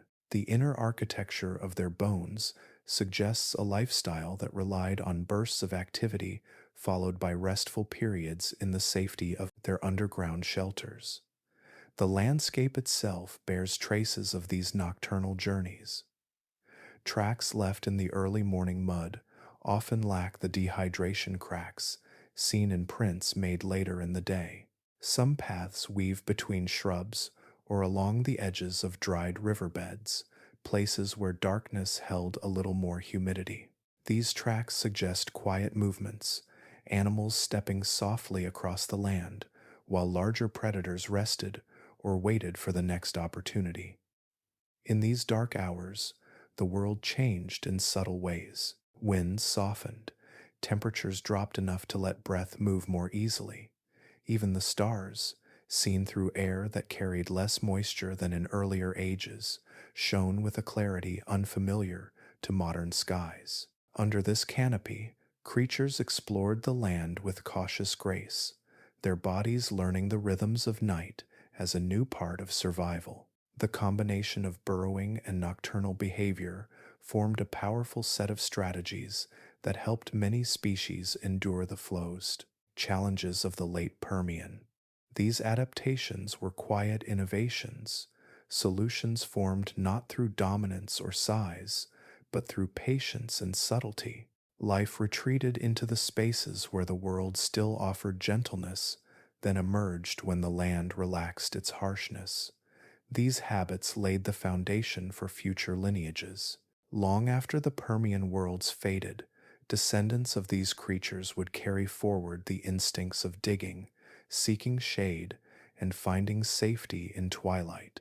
Even modern mammals still hold these ancient echoes in their behavior. The instinct to hide, to nest, to rest during harsh weather, and to explore softly lit hours are all part of a legacy shaped during a time when survival depended on stepping away from the sun. As the land above shifted toward extremes, the world below and the world after dusk became sanctuaries. Within these shelters, life preserved itself, preparing for whatever changes would come next. In the quiet dark and the cool soil, the seeds of future resilience began to grow, carrying life forward through one of the most challenging eras Earth had ever known. As the late Permian world continued to unravel, many eyes would have been drawn to the great creatures of the land. The heavy herbivores trudging across dry plains, the fierce predators stalking through thinning brush, the burrowing therapsids seeking safety beneath the warming ground. Yet far beneath these familiar shapes, tucked in the quiet spaces where leaves once trembled and small shadows flickered, another story unfolded.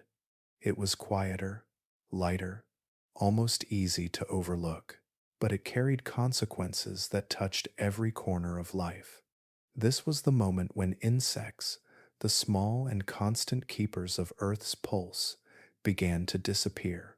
It is the only known mass insect extinction in the planet's history, a collapse so subtle in its beginning that no creature of that ancient world could have sensed it at first. Yet as the crisis spread, each missing wing beat, each vanished chirp, each absent hum began to unravel the fragile threads that held ecosystems together. The earliest hints of this hidden extinction lie in the fossil record, buried in layers of sediment that once held thriving insect communities. In older Permian rocks, insect fossils are rich and varied, delicate wings pressed into fine mudstone, tiny legs folded neatly against miniature thoraxes, intricate patterns etched into ancient bark by beetles that carved quiet trails as they fed. These fossils show a world where insects were abundant and diverse, shaping forests, soils, and food webs with their constant movement. Then the record thins, not suddenly, but steadily, like a library losing books one by one. Entire groups of insects fade from the layers. Winged species that once filled the air with soft motion appear less frequently. Ground-dwelling insects shrink in number and variety. Even burrowing kinds, once sheltered in soil rich with life, vanish from view as the world above ground grew hotter and drier. The reasons for this decline are written in the struggles already unfolding across the land. Plants had been losing their battles against heat and dryness. Forests were shrinking, breaking apart into isolated patches with long distances of open ground between them. Without shade, without reliable moisture, and without the steady seasonal rhythms that once guided their growth, many plant species weakened. Their leaves thickened or fell early, their stems hardened, their flowers bloomed less often, or not at all. And insects, who depended on these plants both for food and habitat, found the world growing unfamiliar. Many insect species relied on soft leaves, fresh pollen, or tender plant surfaces, and these resources dwindled. Others laid eggs in damp soil that no longer held moisture. Some required standing water, which had shrunk into scattered muddy pools that dried before a full life cycle could complete. Even species that fed on decaying wood or fungal growth struggled, for the forests that once provided shade and stability had retreated to distant highlands, narrow riverbanks. Without plants, insect populations hollowed out quietly, and without insects, plants struggled further. The collapse became a cycle. Plants lost the pollinators they depended on. Insects lost the plants that sustained them. Herbivores, already weakened by drought and limited food, found that the land offered even less than before. Pollination, one of nature's most delicate and essential exchanges, faltered. In earlier Permian forests, swarms of small insects would have danced among seed ferns and early conifers, brushing pollen from one plant to another with every soft landing. These movements, barely noticeable in the noise of larger animals, formed the pulse of reproduction for countless plant species. But as insect numbers dwindled, these gentle exchanges slowed. Some plants that depended on wind could still spread their pollen, though their range was limited by the growing expanses of open, barren ground. Others, more reliant on insects, produced fewer seeds. Their populations thinned, leaving behind skeletal groves where once there had been life. The soil itself felt the absence.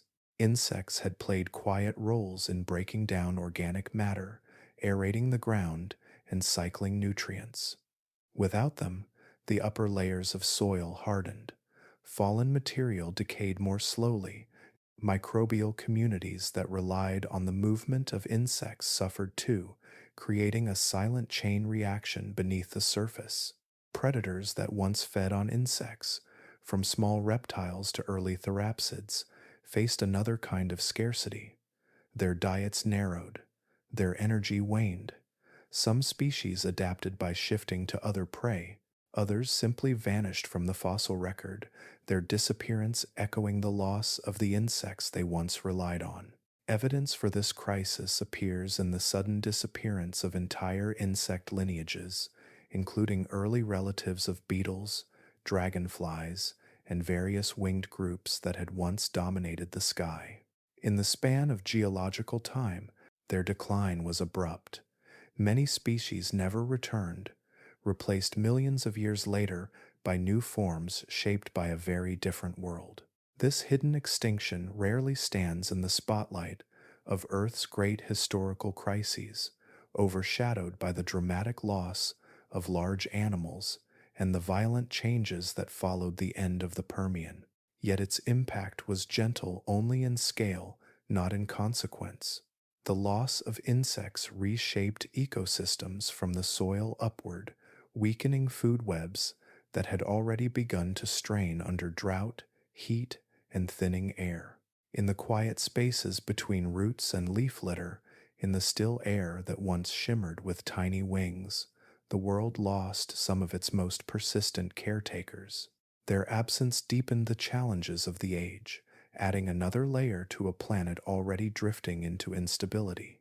Life continued, but the land no longer hummed with the tiny movements that had once held it together.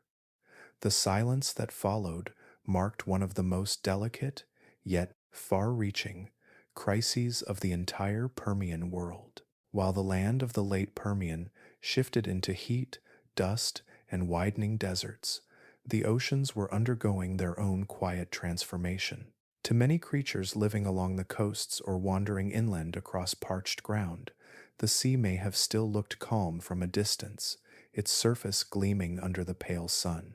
But beneath that gentle shimmer, the waters of Earth were beginning to change in ways that would reshape the fate of nearly every living thing. The oceans had once carried deep currents that moved like slow, steady breaths, mixing warm surface water with cooler layers below. This movement brought oxygen downward and lifted nutrients upward, creating a world where life thrived from shoreline to abyss. But as global temperatures rose and continents continued to shift, these currents began to weaken. Warm water spread across the ocean's surface and lingered there, forming a thin, hot shell that refused to mix with the cooler layers beneath. This separation is known as stratification. It is a quiet process, almost invisible, yet powerful. Warm water stays on top because it is lighter. Cool water remains trapped below because it is heavier. Without mixing, the deep ocean stops receiving fresh oxygen. Creatures living in those depths begin to struggle as oxygen levels fall and carbon dioxide accumulates. The surface may still appear alive, but below it, the ocean grows still. Stagnation set in across wide regions of the seas. The water no longer turned over, no longer refreshed itself. Layers grew more distinct as the surface heated further. Life in the upper waters continued for a while, but only because sunlight still fed photosynthetic organisms floating near the surface. Yet even these organisms felt the change. Warmer temperatures pushed them toward their limits. Deserts forming on land sent dust clouds drifting over the sea, altering the delicate balance of nutrients in the water. Coral reefs, already sensitive to shifts in temperature and water chemistry, began to fade. These ancient reefs were not like the colorful, fast-growing corals familiar to the modern age. They were built by different groups of organisms, yet they formed structures that sheltered countless species. When temperatures rose and ocean chemistry changed, corals struggled to maintain the minerals they needed to grow. Some reefs simply stopped expanding, their growth halting as if holding their breath. Others began to dissolve as acidity in the water increased. The loss of coral reefs meant the loss of countless homes. Small fish that hid among their crevices found fewer places to escape predators. Creatures that grazed on reef surfaces began to starve. Reefs that once broke the force of waves gradually lost their strength, sending stronger surges toward coastlines and stirring sediment into the water.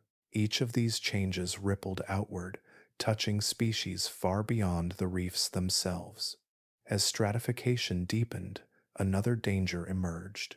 When the deep ocean lost oxygen, it created vast pockets of anoxia, regions where oxygen was entirely absent. In these dark zones, bacteria that thrive without oxygen multiplied.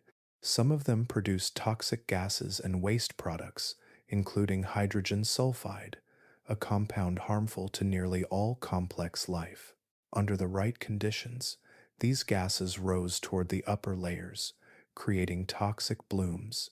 In parts of the ocean, the surface water turned cloudy with microbial activity. These blooms spread like faint, discolored shadows moving across the sea.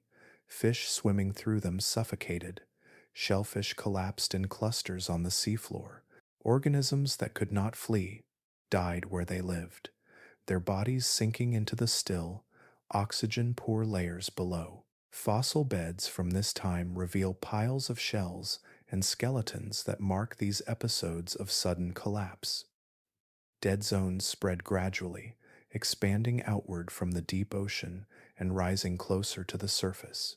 In some regions, they may have reached near shorelines, poisoning shallow seas where early marine reptiles hunted and swam.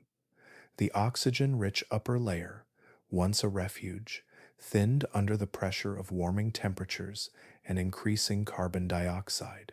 Marine life found itself squeezed between heating surface waters above and suffocating waters below. Sediments from this age show thick, dark layers rich in organic material, the signature of water that lacked oxygen. These sediments often contain high levels of certain metals and compounds that precipitate only in anoxic conditions. Their presence across vast stretches of rock reveals just how widespread the oxygen collapse had become. The quietness of these layers contrasts with the bustling life that once filled the Permian seas. The changes that swept across the ocean were not uniform. Some regions experienced more severe stagnation than others. In certain coastal zones, currents continued for a while, providing temporary pockets of life. But as global temperatures continued to climb, even these refuges struggled. Warmth seeped into every corner of the sea. Chemical imbalances increased. The ocean, once a world of motion and renewal, settled into patterns that resembled stifled breath. The transformation of the Permian oceans shows how even vast bodies of water can grow fragile. They depend on balance, on the gentle rise and fall of currents, on the exchange of surface and depth, on creatures that feed and cycle nutrients across countless layers. When that balance falters, the collapse begins in whispers, a reef fading, a current slowing, a deep layer turning still. And then, layer by layer, life thins until silence takes its place.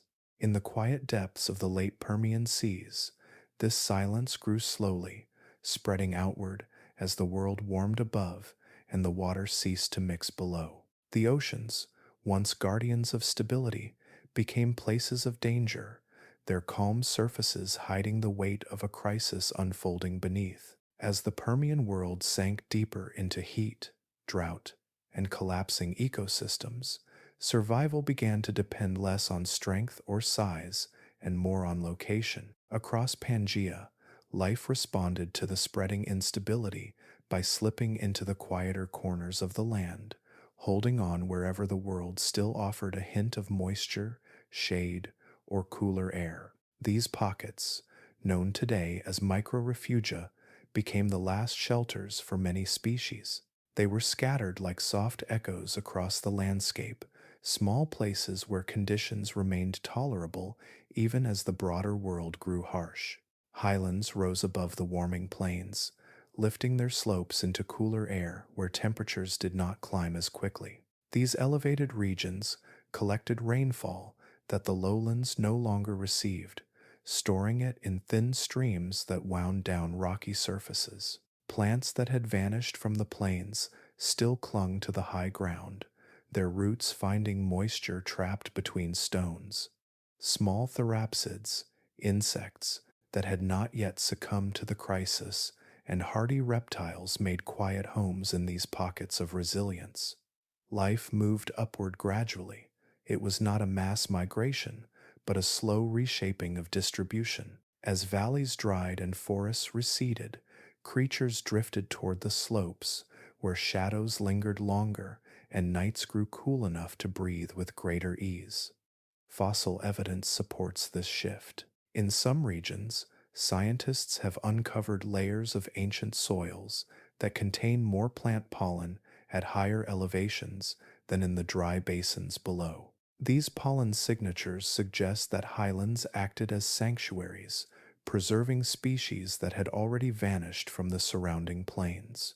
The fossils of small animals in these regions tell a similar story. Bones of early burrowing therapsids and lizard-like reptiles appear more frequently in highland sediments from the late Permian.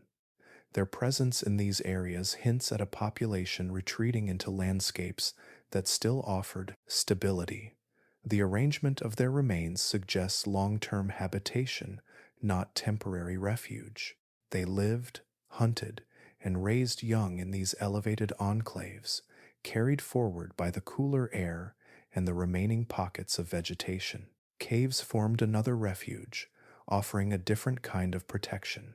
These dark, stable environments shielded animals from the extremes of day and night. Temperatures inside caves remained relatively constant, and the walls captured moisture that an evaporating world desperately needed. Some caves held small pools fed by slow dripping water, sustaining creatures that had learned to follow these faint traces of humidity.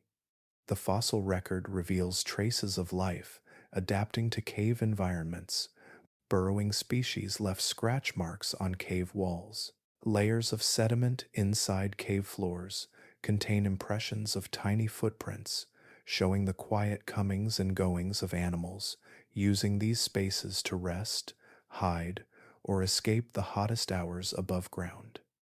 The presence of bones from young individuals suggests that caves may have served as nurseries where vulnerable offspring had a better chance of survival. Even larger animals, though not permanent residents, likely visited caves during the worst periods of heat or drought. While their bones seldom remain in these fragile environments, the few traces that do survive hint at their occasional presence. A broken tooth embedded in cave sediment, a fragment of bone gnawed by scavengers. These small signs point toward a world where caves offered brief moments of safety in an age when the land was becoming increasingly unpredictable. Coastal regions, too, provided refuge for those who could reach them. Though the oceans were suffering from stagnation and warming waters, shorelines often held microclimates shaped by sea breezes and the cooling influence of water. Plants that had disappeared inland still grew along the coasts, feeding herbivores that wandered toward the horizon in search of resources. The moist air carried by coastal winds softened temperatures and slowed evaporation, creating narrow belts of life where ecosystems persisted longer than in the drying interior. Fossil distribution supports this coastal resilience. Marine sediments from late Permian shorelines preserve shells, plant fragments, and tracks from animals that gathered near the water. In some coastal regions, the remains of small reptiles and therapsids appear alongside the imprints of ancient ferns and hardy shrubs. These fossils form a quiet map of survival, showing clusters of species living in places where environmental stress was less severe. The edges of river deltas, even those weakened by drought, sometimes offered similar opportunities. Sediments deposited in these areas contain pollen grains and plant remains not found in adjacent inland layers. These traces reveal that riverbanks remained livable for longer periods, nurturing pockets of vegetation that became stepping stones for species moving between different microrefugia. Across all these landscapes, the pattern is the same. Life retreated into the margins, gathering around the last places where the world still held fragments of its former balance. Species that once roamed across wide territories narrowed their ranges. Migration paths shortened or shifted entirely. Populations shrank, but they persisted, anchored by the small gifts that highlands, caves, and coasts continued to offer. These micro-refugia did more than shelter life. They preserved the genetic threads that would one day allow certain species to recover once conditions changed. Fossil evidence shows that the survivors of the late Permian were not always the strongest or most numerous, but those that had found ways to live in these quiet edges, adapting to cooler air, limited food, and fluctuating resources. In the calm stillness of these refuge spaces, life endured. It waited through the long droughts, through rising temperatures, through the disappearance of familiar landscapes. It held on in shadows, in sheltered pools, in rocky highlands, and along the trembling coastlines. And in doing so, it carried forward the ancient promise that even in the most difficult times, survival often begins in the small, tucked away places where the world still whispers of possibility. Long before the world reached the breaking point that would define the end of the Permian, subtle warnings began to rise from deep within the earth. They were not sudden explosions or towering plumes announcing catastrophe. They were quieter, slower, unfolding over spans of time far longer than any creature could comprehend. These were the first stirrings of what would become the Siberian Traps, a volcanic episode so vast that its influence reached across continents, oceans, and climates, shaping the final chapters of a world already under strain. In the far northern reaches of Pangaea, cracks opened in the crust. They formed gradually, stretching across ancient bedrock like deep, silent fissures. From these openings, magma seeped upward, not in the violent bursts familiar from modern volcanoes, but in long, steady flows that pooled across the land. These early eruptions coated the ground in wide sheets of dark basalt, layer after layer, as if the earth were slowly exhaling heat. Accumulated over countless ages, the scale of these eruptions unfolded over millions of years. One layer of cooled lava settled into stillness, then another formed on top. Sometimes the activity paused for centuries, other times it surged. The land around these fissures rose and fell with the slow pulse of molten rock moving beneath the surface. To the animals living far from these volcanic fields, the earliest eruptions would have been distant murmurs, too subtle to disrupt their daily movements. Yet each pulse of activity contributed to a quiet shift that resonated across the planet. Ash from these early eruptions drifted into the atmosphere. Most of it settled near the source, forming thin gray layers that coated nearby soils and buried patches of vegetation. Over time, these ash layers built a geological timeline, each one marking a moment when the Earth's crust released a little more of its inner heat. Today, paleontologists study these layers like chapters in a slow-forming book. They reveal the rhythm of the early volcanic activity, capturing its long breaths and brief silences. In some regions, the ash settled in lakes and shallow seas, creating distinct bands that preserved fossils within their fine grains. These layers tell us when certain species disappeared from the region or when ecosystems shifted. They also show how widespread the influence of the Siberian traps became even in its earliest phases. Ash can travel far on wind currents, and even thin deposits can alter soil chemistry, affecting plant growth and reshaping the food available to herbivores and the predators who depended on them. But ash was only one part of the story. The gases released from these ancient eruptions played an even deeper role in shaping the climate. Each pulse of magma released carbon dioxide, sulfur dioxide, and smaller amounts of methane.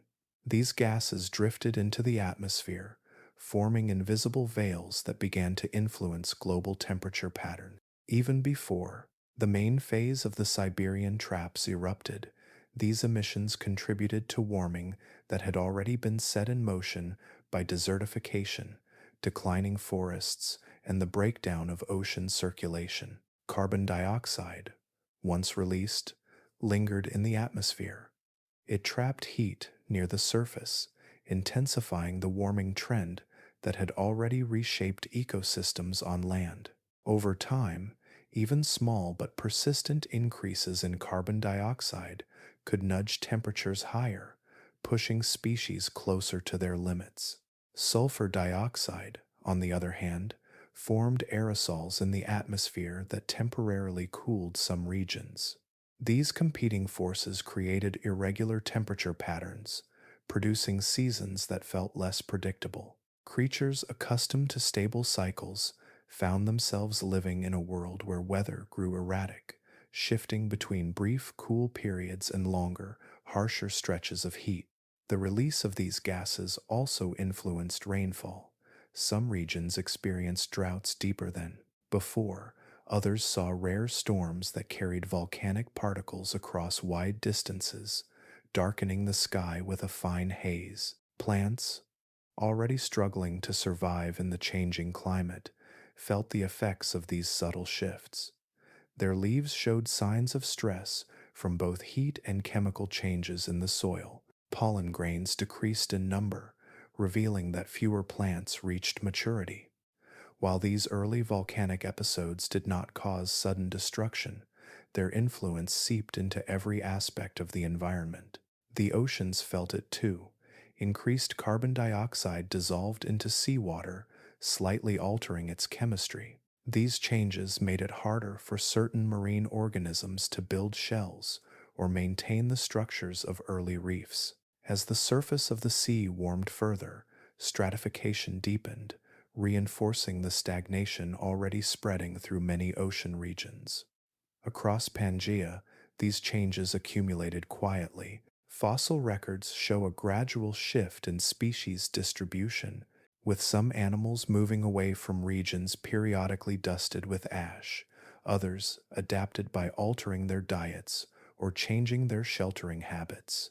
But even the most adaptable species could not escape the widening influence of the volcanic gases. The Earth's atmosphere and oceans felt the pressure building long before the eruptions reached their peak. These early rumblings mark the beginning of a slow cascade, a gentle but persistent push that contributed to the unraveling of Earth's ancient stability. The land did not break apart. The skies did not darken all at once, yet step by patient step, the Siberian traps began reshaping the world, laying the groundwork for changes that would echo across millions of years. In the quiet intervals between eruptions, the land may have seemed calm. Winds still carried dust across the plains. Herbivores still searched for dwindling vegetation. Predators still followed their weakened paths. But beneath those familiar rhythms, the foundation of the planet was shifting. The earth itself was beginning to speak in a deeper voice, one carried through stone, ash, and ancient air. And though no creature could foresee what these early stirrings would become, the world was already walking toward a threshold it had never crossed before. As the late Permian world continued its long slide into instability, the oceans began to mirror the exhaustion already spreading across the land. What had once been a planet of constant motion, with waters that breathed in slow, steady cycles, now drifted toward stillness. The seas, vast and ancient, had carried life through countless ages, yet even they had limits. And in this chapter of Earth's story, those limits were slowly, quietly reached. For millions of years, ocean currents had been the deep rhythms that shaped life on Earth. Warm water traveled toward the poles. Cold water sank and drifted back toward the equator. Nutrients rose from the depths in gentle upwellings, feeding the smallest organisms that floated in the sunlit surface. Oxygen mixed through layers as currents churned the water, keeping even the darkest regions habitable for creatures adapted to the quiet pressure of the deep. But with rising temperatures and unstable climates, this ancient circulation began to weaken. Warm water spread across the surface of the sea, heated by a sun that lingered longer and by an atmosphere filled with carbon dioxide from volcanic activity and the slow decay of drying forests. Warm water is light. It stays above the cooler, heavier layers beneath it. As the surface warmed further, it formed a thick layer that refused to sink, creating an invisible barrier between the upper ocean and the deep. Without this downward movement, the great conveyor of the seas slowed. In time, it faltered. The oceans stopped turning. This change did not happen all at once. It unfolded gradually, like a breath held too long. The surface waters, warmed by the air and by increasingly stable weather patterns, lost their ability to cool enough to sink. Below, the deep waters, trapped in darkness, no longer received oxygen from above. Creatures living in these depths had once survived on the thin trickle of oxygen that currents delivered. Now, that trickle grew fainter each century, then disappeared entirely in many regions. Anoxia spread across the deep ocean. It began in isolated pockets, far beneath the waves, where oxygen had always been sparse. With circulation slowing, those pockets grew, merging into wide regions where life struggled to survive. Bacteria that thrived without oxygen multiplied in these darkened waters. Their presence altered the chemistry of the sea, consuming remaining oxygen and releasing gases that accumulated slowly in the stillness. Among these gases was methane, produced as organic matter decomposed in the absence of oxygen. The seabed held stores of methane trapped in icy structures known as clathrates. These deposits had remained stable for millions of years, sealed by cold temperatures and pressure. But as the oceans warmed and circulation faltered, the boundaries that held these gases in place weakened. Methane began to seep upward in quiet plumes. Some escaped directly into the water. Some reached the surface, drifting into the atmosphere, where it trapped heat even more effectively than carbon dioxide. The warming increased. The seas grew hotter still, and as temperatures rose, more methane escaped, creating a soft but accelerating loop that pushed the planet toward even greater instability. The most unsettling part of this change lay in what the water itself carried. In anoxic environments, certain bacteria produced hydrogen sulfide, a gas toxic to nearly all complex life. In stable oceans, this gas remained trapped in deep layers, but with circulation stalled, those layers slowly rose. The boundary between breathable water and toxic water grew thinner. In the fossil record, there are signs of what happened next. Sediment layers from shallow seas contain minerals that form only when hydrogen sulfide reaches the surface. These layers appear in wide regions, suggesting that the toxic deep water had risen high enough to affect marine life near coastlines. Shell beds show abrupt die-offs, with species disappearing together rather than fading over many layers. Chemical signatures in rock point to waters that had become deadly, not through sudden boiling or violent eruption, but through suffocation and poisoning from below. The rising of anoxic water changed the color of the seas.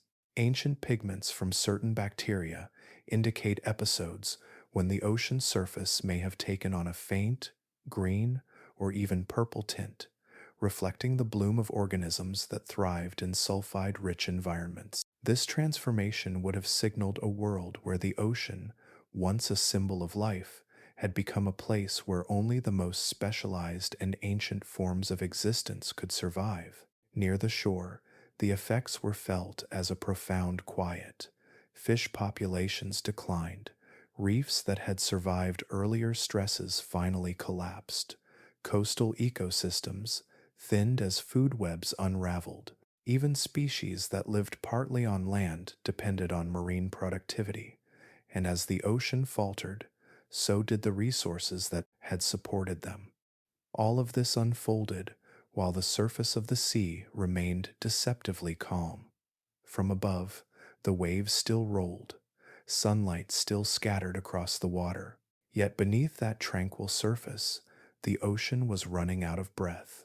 The slow churning that had sustained life through countless ages had nearly stopped, leaving the deep in stasis. This stillness was not a pause. It was a shift into a new state, one where the ocean no longer supported the balance that life had relied on. The calm surface belied the turmoil below, a quiet crisis unfolding in layers that only time would reveal. With the ocean ceasing to turn, with methane rising and anoxic waters climbing, the planet moved closer to a threshold from which recovery would take millions of years. In this soft but monumental silence, the seas carried the weight of a world that had begun to change beyond anything it had known before. As the late Permian world strained under the weight of rising temperatures and weakening ecosystems, the planet began to experience moments of heat so intense and so sudden that even the most resilient creatures struggled to endure them. These were not long eras of warming, nor slow shifts in climate. They were brief, violent surges known today as hyperthermal spikes, short-lived events where temperatures climbed past what many life forms could survive. In the geological record, these spikes appear like sharp flares, moments where the world's thermal balance slipped out of reach. They were likely triggered by combinations of volcanic gas releases, methane pulses rising from warming seas, and shifts in atmospheric circulation that trapped heat near the surface. For creatures already living near the edge of their tolerance, these bursts of heat arrived like walls of fire. On land, the signs of these spikes can be read in the smallest details of fossils. Bones show stress rings, narrow bands where growth slowed or stopped entirely. These rings record seasons when drought turned severe, when food vanished, or when animals simply lacked the energy to grow.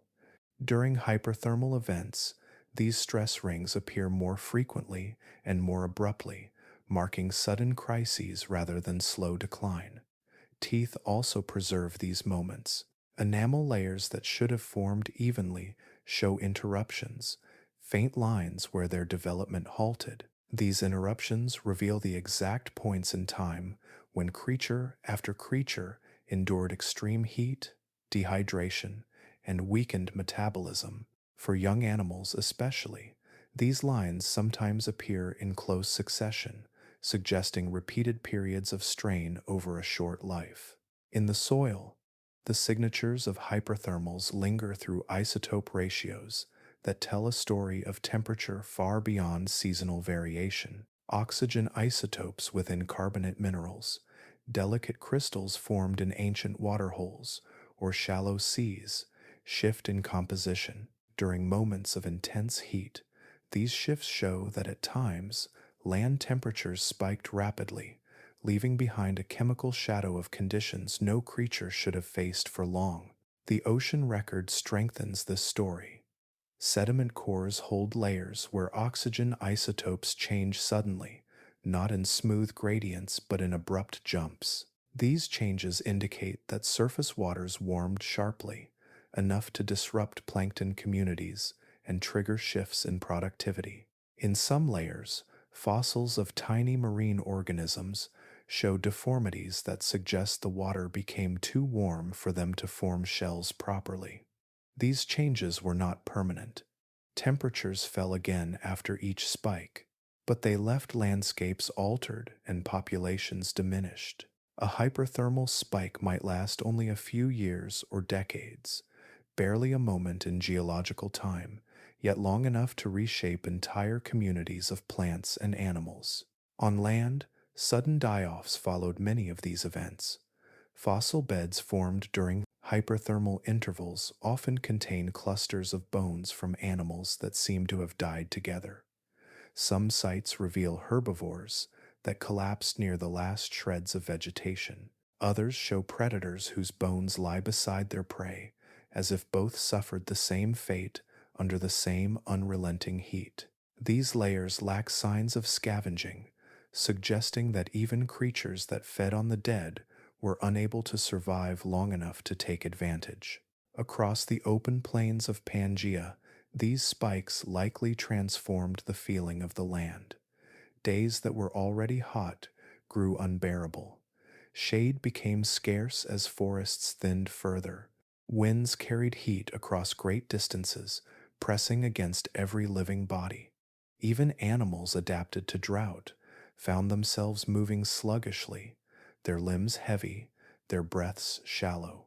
Burrows that once provided protection from the sun held only slow warmth that lingered too long after sunset. Some hyperthermals may have dried out pools and streams in a matter of weeks. Water that once lasted through a season evaporated before the rains returned, leaving behind cracked basins and the impressions of desperate footprints. Tracks from these periods often show uneven strides, hinting at weakened animals, and are sometimes paired with the deep marks of individuals stumbling or kneeling before rising again. Insects, already in decline, suffered further losses during these spikes. Their delicate bodies, finely tuned to narrow temperature ranges, could not withstand such sudden heat. Their absence left plants struggling to spread pollen, deepening the collapse already underway. The quiet hum that once filled forests and riverbanks fell silent during these intervals, a silence that echoed across food webs. In the oceans, hyperthermal spikes intensified stratification. Warm surface waters thickened into insulating layers, trapping cooler water beneath and preventing mixing even further. This led to brief but catastrophic expansions of anoxic zones. Marine organisms that lived near the edge of these dead zones were pushed into narrower and narrower bands of survivable water. Many could not move quickly enough. Their fossils appear in layers rich with signs of stress, including changes in shell thickness, deformities, and sudden disappearance. Some hyperthermal events may have triggered blooms of toxic bacteria in the sea, fueled by warmth and stagnant waters. These blooms left chemical traces in sediments, thin layers that hint at moments when the ocean surface changed color and composition. In these intervals, fish and invertebrates died in large numbers, their remains settling into dark, oxygen-poor mud. Each hyperthermal spike added weight to an already fragile world. None of them were responsible for the collapse alone, but together they chipped away at the stability of life, thinning populations, shrinking ranges, and weakening ecosystems. They served as reminders of how delicate the balance of temperature could be, and how quickly a world already strained could be pushed into deeper crisis. In the quiet layers of stone that hold this record, these heat spikes stand sharp against the slow rhythms of deep time. They were brief, yet powerful enough to leave marks that survive millions of years later. Through these traces, we glimpse moments when the Earth's warmth surged past thresholds that ancient life could bear, pushing species toward exhaustion in a world growing too hot, too fast, for comfort or recovery. As the late Permian world moved deeper into its long unraveling, one of the most profound changes touched the creatures who had once shaped the land through their steady grazing. Large herbivores had survived droughts, shrinking forests, and the growing quiet of dying ecosystems. They had adapted to dwindling rivers and the rising heat, but no adaptation could fully shield them from the slow, steady disappearance of the plants they depended on. What followed was not sudden, not dramatic in a single moment, but a gradual fading that carried consequences far beyond their own lives. Across the vast plains and thinning forests of Pangaea, herbivores wandered longer distances each season. They followed paths carved by generations before them, yet found less waiting along the way. Plants that once recovered between dry months now failed to return. Seeds that might have sprouted remained dormant in soil too dry, too hot, or too poor in nutrients. The land that had fed these great animals for millions of years now returned less with each cycle. In this scarcity, the bodies of herbivores began to change. Fossils reveal these changes with remarkable clarity. When paleontologists examine the bones of late Permian herbivores, they find signs of long-term starvation. The internal structure of the bone, usually dense and layered with strong mineral deposits, becomes thin and porous. Growth rings narrow or vanish, showing years where nourishment was so limited that the body could not build new bone.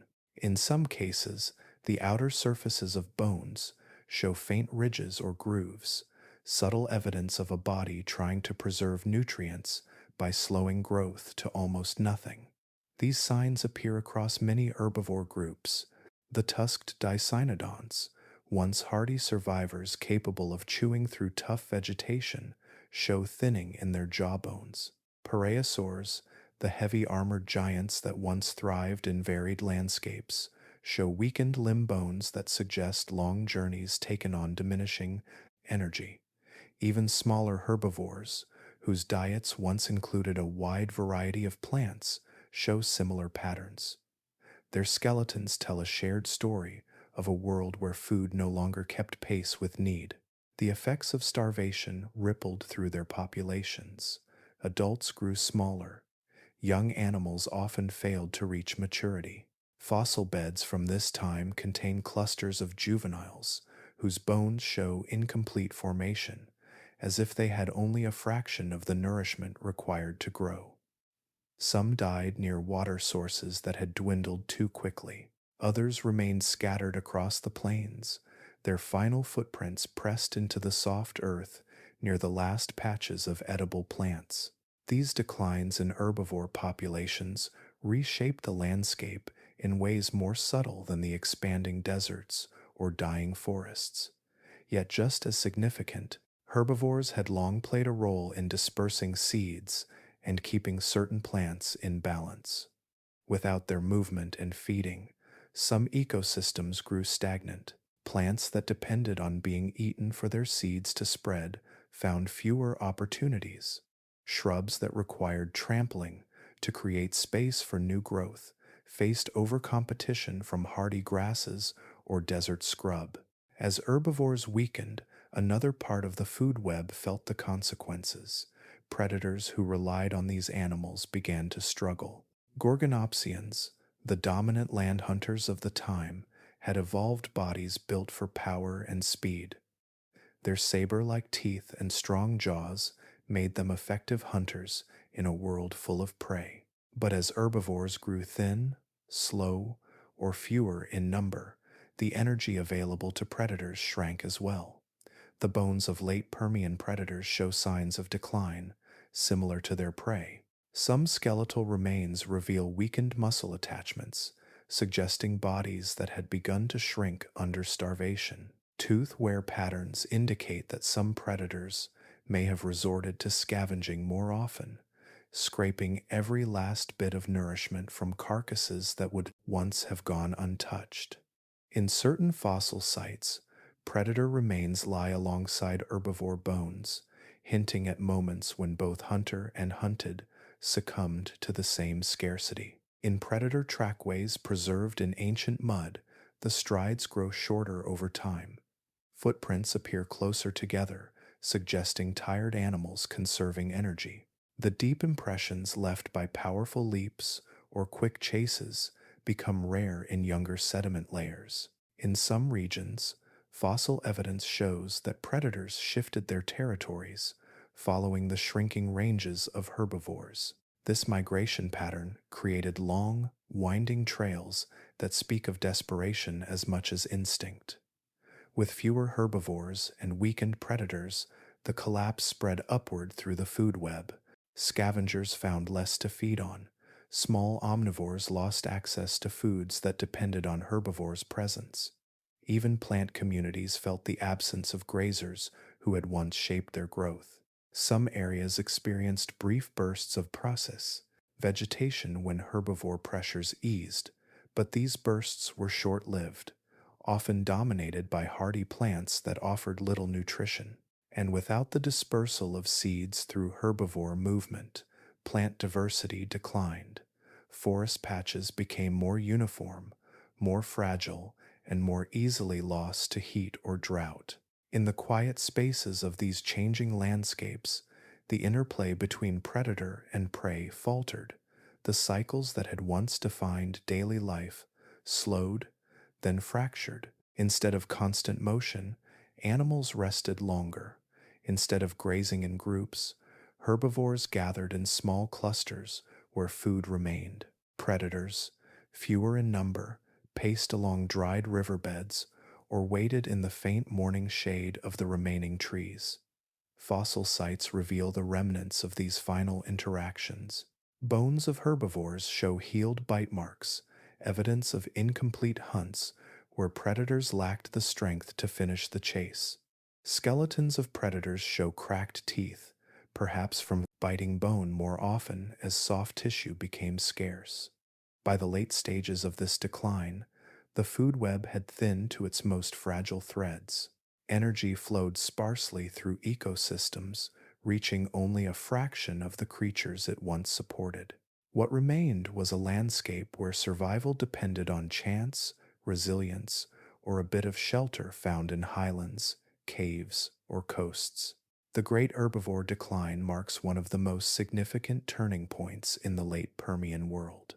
It was not simply the loss of animals, but the quiet collapse of relationships that had sustained life for millions of years.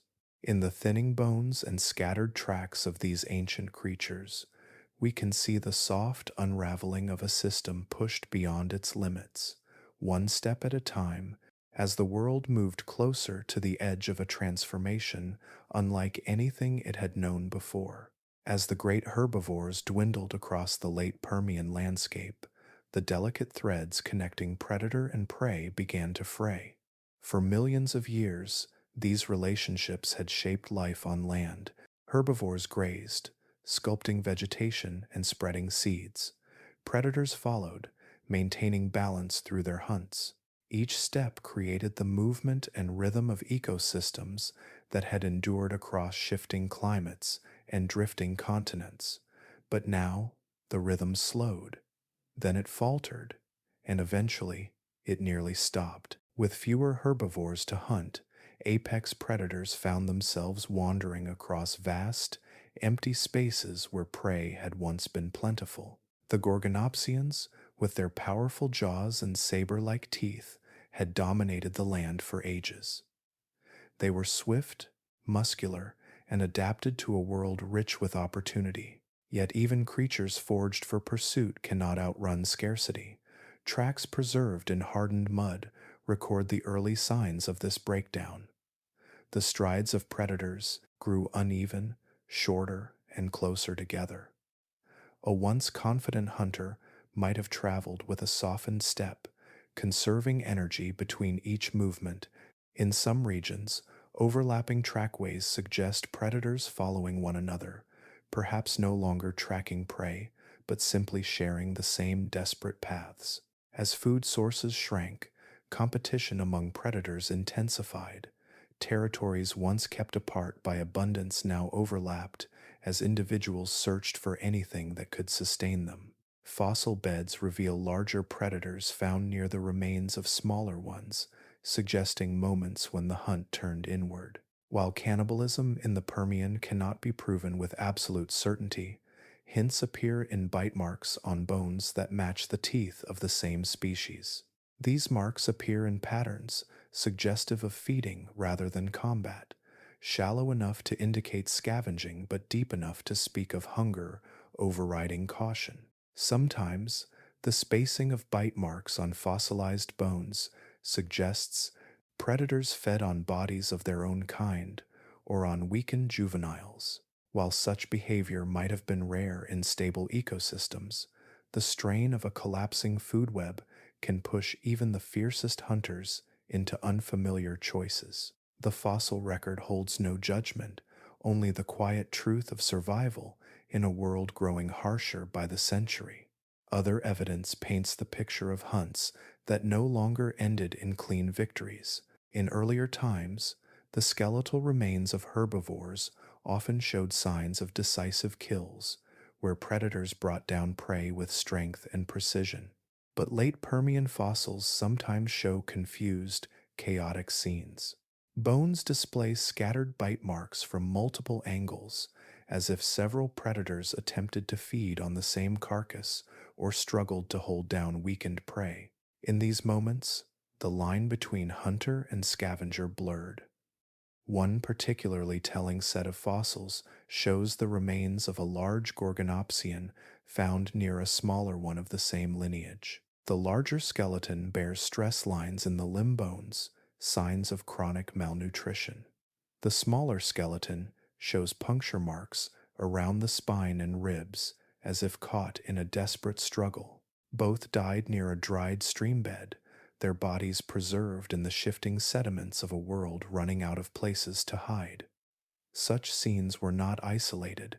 Across multiple fossil sites, the remains of predators and prey appear together in ways that hint at last attempts to survive. In one region, a group of dicynodonts lies in a shallow cluster, with the bones of a predator nearby. The dicynodonts show signs of starvation, and the predator's teeth show wear consistent with scraping bone to reach the last bits of nourishment. Their close proximity suggests a final encounter where neither side left victorious. Predators that relied on ambush hunting suffered as much as those designed for pursuit. With vegetation thinning, there were fewer places to hide. The open land exposed their movements. Even weakened prey could detect a hunter more easily without the cover of brush or forest. The collapse of ecosystems did not simply remove food, it removed the very structure of hunting itself. In some areas, fossilized burrows contain the remains of smaller predators that may have sought refuge underground, much like their prey. These tunnels, once homes for earlier generations, became places where predators attempted to wait out the heat or conserve energy. But burrows cannot provide food, they can only offer shelter, and when hunger grew too strong, even these small sanctuaries were abandoned. The breakdown of predator and prey relationships reshaped the land in ways that still echo across the fossil record. Without functioning food webs, animals no longer moved in patterns that sustained ecosystems. The great herbivores no longer grazed in herds. The predators no longer patrolled wide territories. Scavengers circled empty expanses. Even the insects, whose numbers had collapsed earlier, could no longer clean the remains as quickly as they once had. Decomposition slowed in the dry air, leaving bones exposed to the wind. Some predators tried to shift their diets, turning to smaller animals, carrion, or even plants when absolutely necessary. But most of these attempts left no long-term lineage. Adaptation requires time, and the late Permian world was running out of it. In areas where fossil layers show the densest signs of ecosystem failure, predator remains become less frequent. Their disappearance was not sudden but gradual, a thinning across time that mirrors the thinning of herbivores before them. Without prey, even the fiercest hunters fade. The collapse of predator and prey systems marked one of the final turning points before the great extinction that waited just beyond the horizon. Not in fire or ocean upheaval, but in silence, imbalance, and the soft unraveling of relationships that had held together the living world for millions of years. In the last tracks, in the last scattered bones, in the last bite marks etched into fossilized ribs, we glimpse the moment when life's oldest dance lost its rhythm and the land grew quiet beneath the weight of a world nearing its breaking point. As the late Permian world continued its slow unraveling, even the rivers, once the most dependable threads of life across Pangaea, began to change. They had already shrunk under long seasons of heat and vanishing rainfall. Their currents had slowed, their beds had widened into empty stretches of cracked mud, and their banks had watched forests retreat into memory. But now a quieter, more unsettling transformation was unfolding within their remaining waters. The rivers were no longer just drying, they were turning hostile. In these fading waterways, the first signs of change came from the color of the water itself. What had once been clear enough to reflect the sky now grew murky and heavy. Without steady flow to keep them moving, the rivers settled into shallow, stagnant pools. Sunlight warmed these pockets until the water felt almost thick, and within this warm stillness, strange blooms began to grow. Sulfur-loving bacteria, which normally lived deep underground or in isolated pockets of anoxic mud, found new opportunity in these dying rivers. As oxygen levels dropped, these microbes multiplied, releasing sulfur compounds that tinted the water in shades of pale green, amber, or even milky white. Some pools took on a faintly metallic sheen, shimmering softly as the wind brushed their surfaces. Though beautiful in stillness, these colors signaled water that no longer supported life in the way it once had. The smell changed too. Fossil sediments preserve mineral traces that hint at the chemistry of these ancient pools, suggesting that the air near them might have carried a sharp, sour scent. It would have drifted gently across the land, announcing the river's decline long before its waters disappeared completely. Creatures approaching these pools for a drink would have sensed something unfamiliar. Many drank anyway, driven by thirst that offered no alternatives. This shift in the rivers brought new patterns to the fossil record. In some regions, layers of ancient mudstone contain skeletons preserved with remarkable clarity. They lie in positions that suggest quiet collapse, not frantic struggle, as if the animals simply grew too weak to continue or drank from water that carried more danger than nourishment. These skeletons are often found in clusters, their bones arranged in the positions the animals fell, untouched by scavengers who avoided the toxic pools. In one valley that was once fed by a branching river system, paleontologists have found the remains of several different species layered together. Dicynodonts with ribs bowed inward from starvation, small reptiles curled near one another, even insects that normally decomposed quickly lay preserved in the fine sediments. The lack of decay suggests that the water itself, heavy with sulfur and starved of oxygen, slowed the natural processes that usually break down bodies. These pools became quiet traps where life ended gently and then remained suspended in time. As water chemistry changed, minerals within the rivers transformed as well. When sulfur levels rose and oxygen vanished, chemical reactions began shaping new deposits. Iron in the sediments formed minerals that carried dark, rusty colors. Other compounds settled in thin, pale layers, creating delicate bands that record each shift in the river's final days. In some sites, tiny crystals formed in the mud, their shapes indicating water that had become saline or acidic. These minerals act as geological fingerprints, revealing the slow poisoning of the waterways long after their surfaces dried. Stagnation deepened the changes. Without fresh water entering the rivers regularly, heat accumulated in the remaining pools. Evaporation thickened the concentration of salts and metals. At times, as the water level dropped, thin crusts formed on the surface, shimmering with faint colors when the sun struck them. Wind could break these crusts, sending fragments drifting like brittle leaves across the still water. Once, thriving ecosystems around the rivers began to fade. Plants that depended on periodic flooding lost their anchor. Grasses that once grew along the banks now faced soil that burned with chemical imbalance. Shrubs that relied on groundwater found the water tainted and withdrew their roots. The land felt the loss with a kind of quiet that settled deeper each season. The animals who had relied on the rivers noticed the change in subtle ways. Footprints near these dying pools show hesitation. The edges of tracks curl inward, as if made by feet pressed softly into moist sediment. Some prints appear deeper than others, suggesting unsteady steps taken by creatures already weakened by hunger and heat. A few trails lead directly into the pools where skeletons now rest, marking the final journeys of animals that followed instinct toward water that no longer offered life. Predators, too, felt the river's transformation. Their tracks often stop short of the water's edge they may have avoided. The pools, after learning that prey found near them did not survive long enough to be worth the risk. In places where predators did approach, their prints remained shallow, hinting at bodies that carried less weight each season. The transformation of river systems into toxic basins created ripple effects that spread across the land. Without clean water, herbivores weakened further.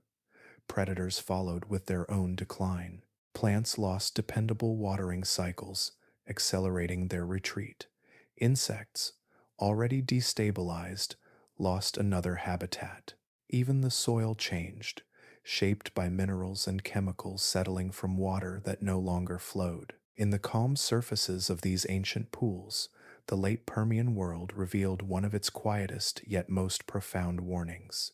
The rivers, once threads of life connecting forest to plain and creature to creature, no longer carried the rhythms of renewal. Instead, they mirrored the planet's growing imbalance, becoming still, heavy, and altered in ways that preserved the final movements of life along their banks. These toxic waters did not roar or rage. They simply settled into silence, carrying with them the signatures of a world drifting toward its deepest transformation. Far from the collapsing forests and weakening predators on land, another quiet unraveling was taking place beneath the surface of the ancient seas. The oceans, already warm and sluggish, carried their own burdens. Layers of stagnant water spread wider, deep currents slowed, and oxygen slipped away from places it had once filled with life. In this altered world, one of the most foundational ecosystems began to fade. The coral reefs of the late Permian, long vibrant and intricate, moved slowly toward silence. These reefs were very different from the ones we know today. Modern reefs are built mainly by corals that rely on sunlight and delicate partnerships with tiny algae. Late Permian reefs, however, included a mixture of sponges, microbial builders, and corals that formed structures in ways that seem almost unfamiliar to us now. Yet despite the differences, the role they played was similar. They created cities beneath the waves, places where fish found shelter, where invertebrates built homes, where young creatures grew among protective towers of mineral and living tissue. But these ancient reef builders depended on stable conditions. They needed water that stayed within narrow temperature ranges. They needed gentle currents that kept nutrients circulating. They needed oxygen that moved through the water column with each deep ocean pulse. As the climate warmed and the oceans began to stagnate, these pillars of life found themselves in water that no longer matched the world they had evolved for. One of the earliest signs of trouble appears in the fossilized skeletons of Permian corals. Their growth patterns shift from steady layers to uneven, interrupted bands. These interruptions are like stories carved into stone, marking years when water became too warm for healthy growth or when chemical balance drifted beyond the reef's limits. In some areas, corals stopped building entirely and left behind structures that look as if construction paused halfway through, never to resume. The sponges and microbes that shared these reefs also showed signs of stress. Their mineral frameworks became thin or brittle. In places where they once formed thick mats that supported larger structures, they pulled back, leaving gaps that broke the reef's stability. Reefs depend on constant rebuilding. Every storm, every wave, every grazing animal creates small wounds that need repair. Without steady growth, those wounds accumulate, and the entire structure begins to crumble. As the early decline continued, the chemistry of the water shifted further. Warmer ocean temperatures made it harder for corals to form the minerals that built their skeletons. Some reefs show layers of stone with trapped gas bubbles formed by microbial activity, indicating waters that grew more acidic or carried fewer dissolved minerals. These changes weakened the reef skeletons from within. When large regions of the ocean reached this point of imbalance, the decline accelerated. Coral species disappeared from fossil layers in patterns suggesting sudden extinction rather than slow retreat. In some locations, entire reef systems vanished over intervals that span only a few thousand years, a brief moment when viewed across deep time. As the reefs collapsed, the impact spread outward like ripples through water. Small reef-dwelling creatures lost their homes. Mollusks, crustaceans, and early fish that relied on the reefs for shelter and food found themselves exposed. Many could not adapt quickly enough.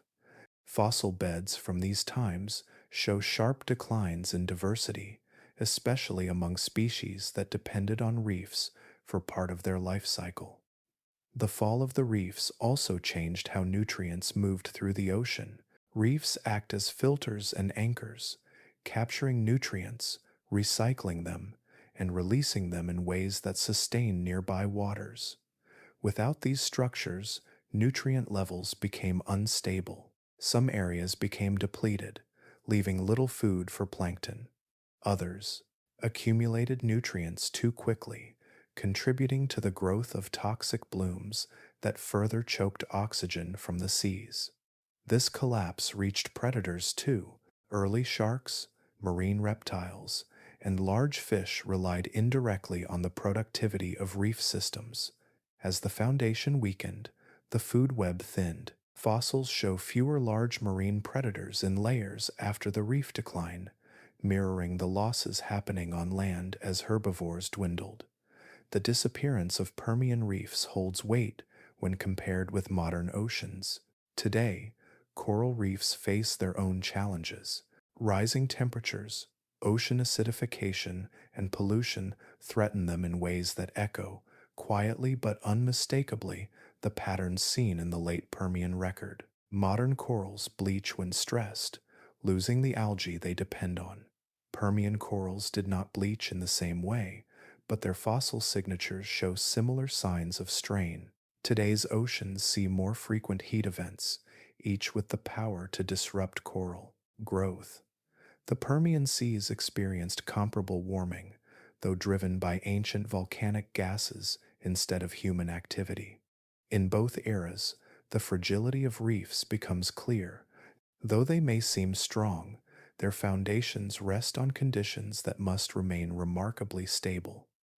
A small shift in temperature, a slight change in acidity, a disruption in currents, any of these can begin a chain reaction.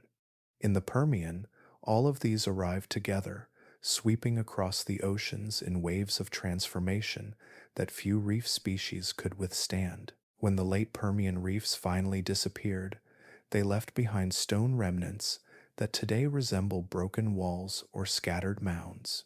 These remnants tell a story of a world losing one of its most important anchors, both beautifully intricate and deeply vulnerable. Without reefs, the oceans entered a stage where emptiness replaced complexity and silence replaced the hum of life among coral towers. The seas did not collapse in a single moment. They dimmed gradually, layer by layer, as the structures that once held them together dissolved into memory. In their absence, we can trace the widening circles of loss that spread outward, touching species great and small until the oceans themselves felt hollow. In these remnants, preserved across nearly 300 million years, lies the quiet record of a foundation cracking beneath the weight of a changing planet, long before the Great Dying reached its darkest point. Through the long story of the late Permian world, warmth had crept steadily across the land and sea. It arrived first as gentle increases, then as harsh seasons, then as relentless heat that lingered through day and night. Yet even with these changes, life had managed to hang on at the edges. Creatures found shelter in highlands or burrows. Plants clung to cooler pockets of soil, Oceans shifted, then stagnated, but some species endured in the last bands of hospitable water. But there came a time when the balance tipped so sharply that the world could no longer steady itself. That moment was marked by the release of one of the most powerful agents of warming, a gas trapped for ages beneath the seafloor and within frozen sediments. It was methane, locked away in crystalline structures that crumble when temperatures rise. And when the oceans warmed enough, these structures began to weaken. Geological evidence for these releases appears in the tiniest details of ancient rocks. Limestone and shale layers from the end of the Permian show sudden shifts in carbon isotopes, changes so sharp and so global that they stand out as bright signals in the geological record. These shifts mark moments when vast amounts of light carbon entered the atmosphere, exactly the kind of carbon associated with methane. It is as if the stones themselves carry the memory of something immense, rising from the depths and spreading across the world. In some regions, these changes appear in thin bands of sediment, laid down quickly and with unusual chemistry. They hold trapped bubbles, faint traces of gases that escaped from the seafloor long before any creature we know walked the earth. These layers suggest moments when methane surged upward in plumes, passing through warming water, entering the air, and mixing with an atmosphere already strained by volcanic gases from the far north. Methane is a powerful greenhouse gas. When it enters the atmosphere, it traps heat far more effectively than carbon dioxide. In warm oceans, rising methane would have created a pulse of warming that accelerated the climate shift already underway. Temperatures that were once unbearable under direct sunlight now lingered through the night. Seas that once cooled under moonlight held their warmth like deep, dark reservoirs. On land, the air thickened with heat, making each breath more taxing for animals already weakened by hunger and low oxygen. This surge of warming did not unfold evenly. Some areas would have felt it first, especially where methane seeped from shallow marine basins or continental shelves. But the atmosphere moves heat with great efficiency. Within a short geological moment, the warmth spread across Pangaea, touching forests, deserts, rivers, and coastlines alike. The amplification effect was profound. Plants already stressed by drought and heat now faced temperatures beyond their thresholds. Even the hardiest species, those that clung to life in dusty soils and rocky slopes, found fewer hours of relief. Their leaves wilted faster. Their roots failed to reach moisture before it evaporated. As plant life dwindled further, the land lost another layer of stability. Animals felt the consequences in every step. Herbivores, weakened by long years of scarcity, found even less food. Predators, deprived of prey, reached the end of their endurance. Burrowers who once survived by retreating underground discovered that the soil itself held heat for longer periods. Nights that had once offered a few hours of recovery no longer cooled enough to give respite. The oceans changed even more dramatically. Warmer surface waters grew thicker, creating barriers that blocked mixing between layers. Deep waters, already low in oxygen, rose intermittently toward the surface, carrying toxins and dark, anoxic conditions with them. Entire marine communities collapsed as these pulses spread. Fossils from this time show the rapid disappearance of species that had endured for millions of years. Shell-forming animals struggled as water chemistry shifted. Plankton populations fell, cutting off the base of marine food webs. Fish and larger predators followed soon after. In some places, sediments show signs of sudden die-offs, layers rich with organic matter that settled quickly to the seafloor. These deposits tell of moments when entire communities perished almost at once, lacking the oxygen or temperature range needed to survive. The sea, once a refuge compared with the harsh land, became another realm of instability. What made methane bursts so devastating was not only their intensity, but their timing. The world was already weakened, its ecosystems stretched thin by drought, heat, and chemical imbalance. Methane acted like a hand tipping the scales. Once released in large quantities, it created conditions that pushed life past recovery thresholds. Systems that might have rebounded under slower change now collapsed. Patterns of growth, reproduction, and migration that had shaped life for ages no longer functioned. The world had crossed a line.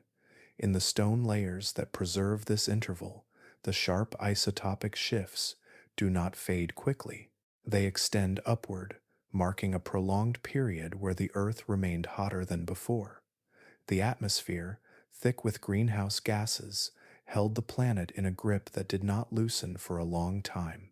Even after methane oxidized into carbon dioxide, the warming persisted. Through these ancient signals, we can see one of the final accelerations in a long cascade of change. A warming world released methane. Methane amplified the warming. Warmer worlds released even more methane, and within this cycle, ecosystems that had once been resilient reached a point where they could no longer adapt. In the quiet language of rocks and minerals, the story of these methane bursts remains, a story of deep oceans letting go of their stored breaths, a story of warmth rising faster than life could retreat from it, a story of thresholds crossed, beyond which recovery became a struggle almost too great for the Earth of that time to bear. As the late Permian world slipped deeper into crisis, the great landscapes that once supported rich forests, sprawling rivers, dense reefs, and powerful predators grew quiet. Large creatures had faded, one by one, from plains and coastlines. Forests had thinned until only scattered pockets of green remained. Oceans struggled beneath stagnant layers and strange chemistry. The ancient rhythms that had steadied life for millions of years no longer flowed as they once did. Yet in this silence, life did not vanish completely.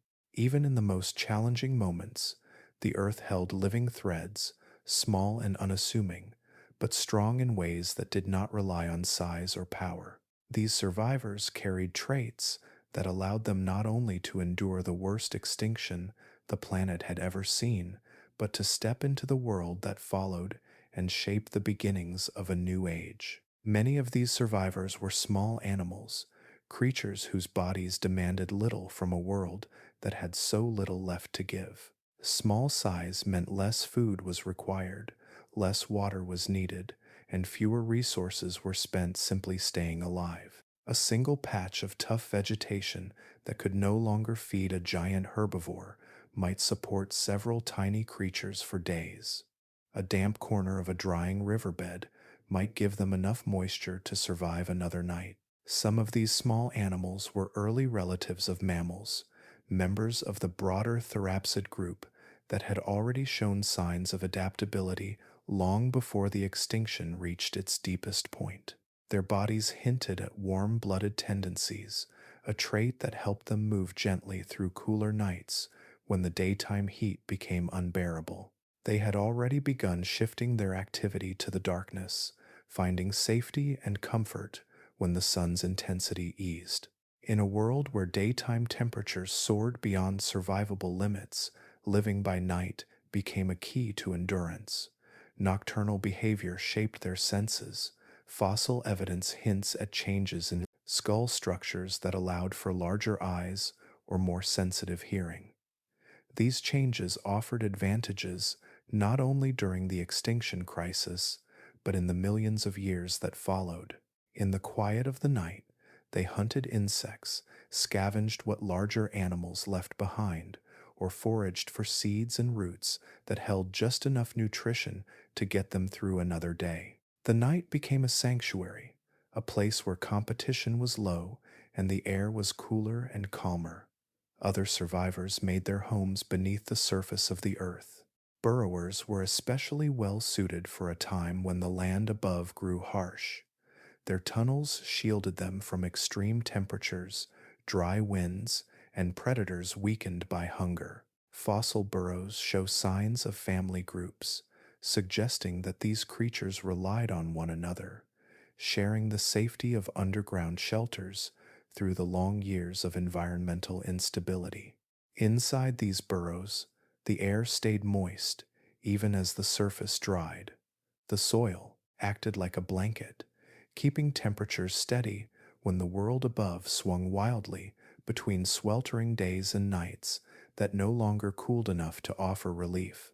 These underground refuges protected eggs, juveniles, and small adults alike, creating small islands of stability in a landscape otherwise teetering at the edge. Along coastlines, other survivors found their refuge. These areas, shaped by tides and sheltered by rocky formations, often held slightly more stable conditions compared with the interior of Pangaea. Coastal dwellers could feed on small marine organisms, scavenged remains washed ashore, or resilient plants that clung to damp crevices.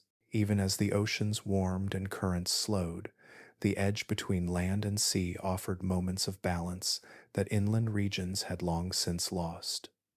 One trait that united many of these survivors was rapid reproduction. Species that reproduced quickly, often multiple times within short intervals, had an advantage in changing environments. When many young are born, even in unstable conditions, a few might survive long enough to continue the lineage. This strategy allowed populations to rebound after brief periods of relief or after finding small pockets of favorable conditions. In contrast, larger creatures that produced few offspring could not keep pace with the rapid changes sweeping across the planet. Their slow reproductive cycles left them vulnerable to each new spike in temperature, each shift in rainfall, and each further collapse of the food web. Meanwhile, the small and adaptable multiplied with quiet persistence. Adaptability became the thread most tightly woven into the tapestry of survival. The last survivors were not restricted to one food source. They ate what they could find, shifting diets as the world shifted around them. Some scavenged, some burrowed for roots or insects, some hunted small prey, and some combined many strategies at once. Flexibility allowed them to navigate landscapes that no longer first followed predictable patterns. Their bodies reveal hints of metabolic changes. Some developed traits that helped them conserve water, allowing them to survive long dry seasons. Others showed signs of efficient heat regulation. In fossils, growth rings within bones sometimes show patterns of slow but steady development, suggesting animals that grew cautiously, preserving energy during the toughest intervals. Even plants had their own survivors. Hardy species that reproduced quickly, spread efficiently, or tolerated poor soil remained where larger trees and delicate vegetation had vanished. These plants provided food and shelter for the animals that endured. Small roots gave nutrients, seeds gave energy, shrubs gave cover in regions where shade had become rare. Together, these survivors formed a thin web of life that stretched across the late Permian world, connecting scattered pockets of viability across continents and coastlines. They endured not by strength or dominance, but by subtlety, patience, and resilience. In their shelters and nocturnal movements, in their quick generations and adaptable diets, they carried forward the spark of life through Earth's darkest chapter. When the extinction finally reached its deepest point and the world fell quiet in ways it had never fallen before, these small creatures waited, and when conditions slowly began to soften in the early Triassic, they emerged. Their traits, shaped by hardship, guided them into a new world that held new challenges and new possibilities. From these survivors, future lineages would rise, and among them, long after the Permian faded into the deep past, the ancestors of mammals, including our own distant lineage, would find their path forward. By the time the extinction neared its deepest point, the continent of Pangaea had changed so profoundly that it barely resembled the world it had been only a few million years earlier. Forests had thinned until only isolated clusters clung to patches of cooler ground. Rivers had turned stagnant and toxic. Predators and herbivores had dwindled to shadows of their former numbers. Now, as the land entered its quietest age, silence settled over places that had once echoed with the steady movement of ancient life. In the layered stone that records this moment, the story is told through absence as much as presence. Fossil beds that once teemed with bones become nearly empty. Sediment that earlier captured the footprints of herds and hunters now preserves only the faint impressions of wind patterns or the settling of dust. Across wide regions of what is now Asia, Africa, and the ancient southern continents, layers from this time show stark gaps where life should have appeared.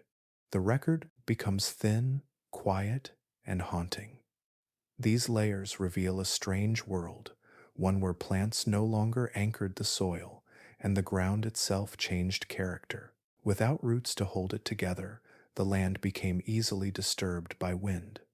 Dust storms swept across the plains, lifting fine particles into the sky and settling them again in rippling dunes. These dunes did not shift in steady patterns, but formed irregular mounds that captured the shape of a planet, losing the structures that once held it steady.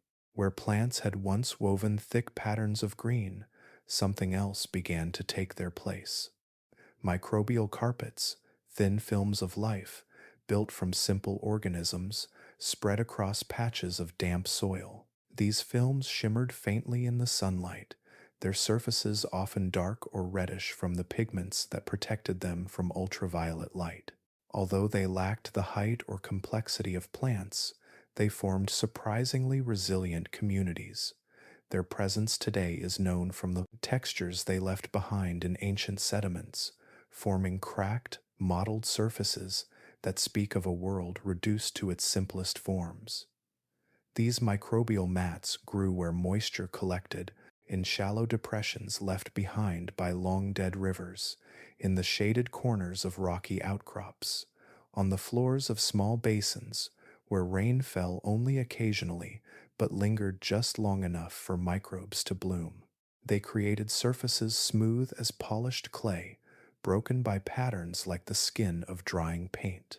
These subtle textures remain locked in rock, the quiet fingerprints of one of Earth's simplest and most enduring strategies for survival. This new landscape lacked the tall silhouettes of trees or the movement of grazing creatures. Large animals had become exceedingly rare.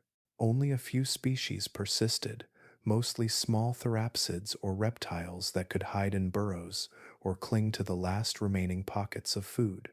Larger herbivores had disappeared almost entirely from many regions.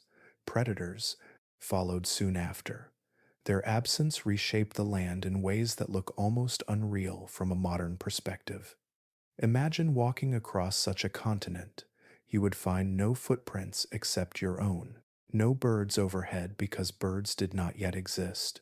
No rustle in distant brush because the brush itself had vanished. Even the insects, once the most numerous creatures in almost every ecosystem, had undergone their own decline. Their absence added to the stillness. The air might have felt heavy, warm, and thick with fine dust. The horizon stretched unbroken across an empty plain. In some places, fossils show entire regions where the only remaining animals were small amphibians living near the last moist patches of ground.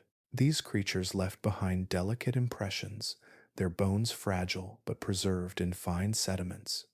Their presence becomes a rare marker of life in a world otherwise defined by absence. The soil tells its own quiet story. Without plant cover, erosion intensified. Minerals leached from exposed ground, leaving behind pale layers tinged with salts and oxides. In some regions, the land hardened into crusts that cracked beneath the heat. Rain, when it came, carved temporary channels through the hardened earth, only for those channels to collapse again into dust once the water evaporated. These cycles are preserved in alternating bands of sediment, each layer marking a moment when the land tried briefly to hold moisture before surrendering it once more. In the fossil record, the boundaries between land ecosystems begin to blur. Forest floors, once rich with leaf litter and roots, merge with desert sediments. Riverbanks fade into layers of fine silt, laid down by slow-moving storms rather than flowing water. The continent ceased to be a mosaic of different habitats and instead became a vast stretch of nearly uniform hardship. What stands out most about this era is the depth of the silence. The Earth has faced many periods of change, but the late Permian silence carries its own eerie quality. It was not the quiet of night or winter, but the quiet of absence, the quiet of a world holding its breath through crisis. And yet, in this silence, life persisted. Small creatures, hidden beneath soil or nestled near the few damp places left, survived. Microbes spread across the ground, seeds lay dormant, waiting for conditions to shift. Even in these harshest moments, the planet did not lose its ability to carry life, only its capacity to carry it in abundance. This silent continent, marked by simplicity and scarcity, became the fragile bridge between the old world and the new one that would slowly emerge when conditions began to soften again. And across its quiet landscapes, the earliest hints of recovery waited, patient and almost invisible, for their moment to return. While the land above grew still beneath thinning skies and fading forests, the oceans of the late Permian reached their own quiet turning point. For millions of years, these waters had sheltered life during times of drought, change, and upheaval. They had offered refuge when climates shifted and land ecosystems faltered. But as warming deepened and circulation slowed, even the seas could no longer bear the strain. What followed was a transformation so profound that the oceans themselves seemed to fall into a kind of hush, a silence recorded not in sound, but in chemistry and stone. This silence was not the silence of emptiness alone. It was the quiet dominance of life, reduced to its simplest forms. The once varied communities of fish, corals, shelled creatures, and ancient reefs had dwindled. In their place, microbial life began to rise. These tiny organisms, some thriving in low oxygen or toxic conditions, spread across wide stretches of water. Entire regions shifted toward a different kind of ecology, one ruled by bacteria and simple plankton rather than the layered food webs that had filled the seas for ages. The signs of this change lie preserved today in the thin seams of sediment that settled slowly onto the seafloor. These layers carry chemical signals that reveal what the surface waters once looked like, smelled like, and supported. Among the most telling of these signals is the presence of compounds produced only when oxygen is nearly absent. These chemical markers point to vast zones where the water became still and suffocating, a place where only certain microbes could survive.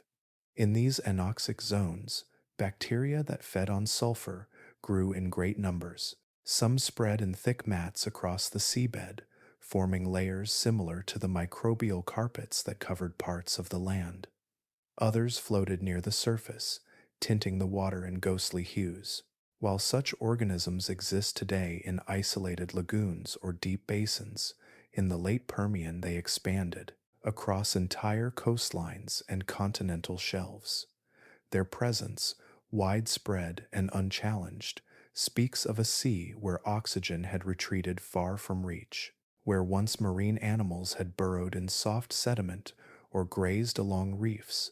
Their traces almost vanish in these late Permian deposits. Shell beds that had spanned kilometers became sparse. Coral fragments disappeared entirely. Even the remains of small scavengers or filter feeders become rare. The biodiversity that had once filled the oceans collapsed to a fraction of what it had been, leaving behind only a scattering of species capable of tolerating warm, stagnant water. The thinning of life is reflected in the texture of the sediments themselves. Before the collapse, ocean floors showed signs of constant disturbance and movement.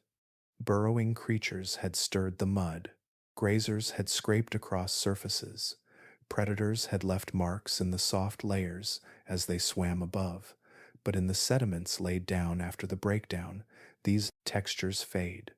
The layers settle in smooth, even sheets, undisturbed by the movement of larger animals. This stillness suggests that the ocean floor lay untouched for long stretches of time, with little living activity to shape it. One of the most striking features of these sediments is the presence of dark, organic, rich layers formed by the slow accumulation of microbial remains.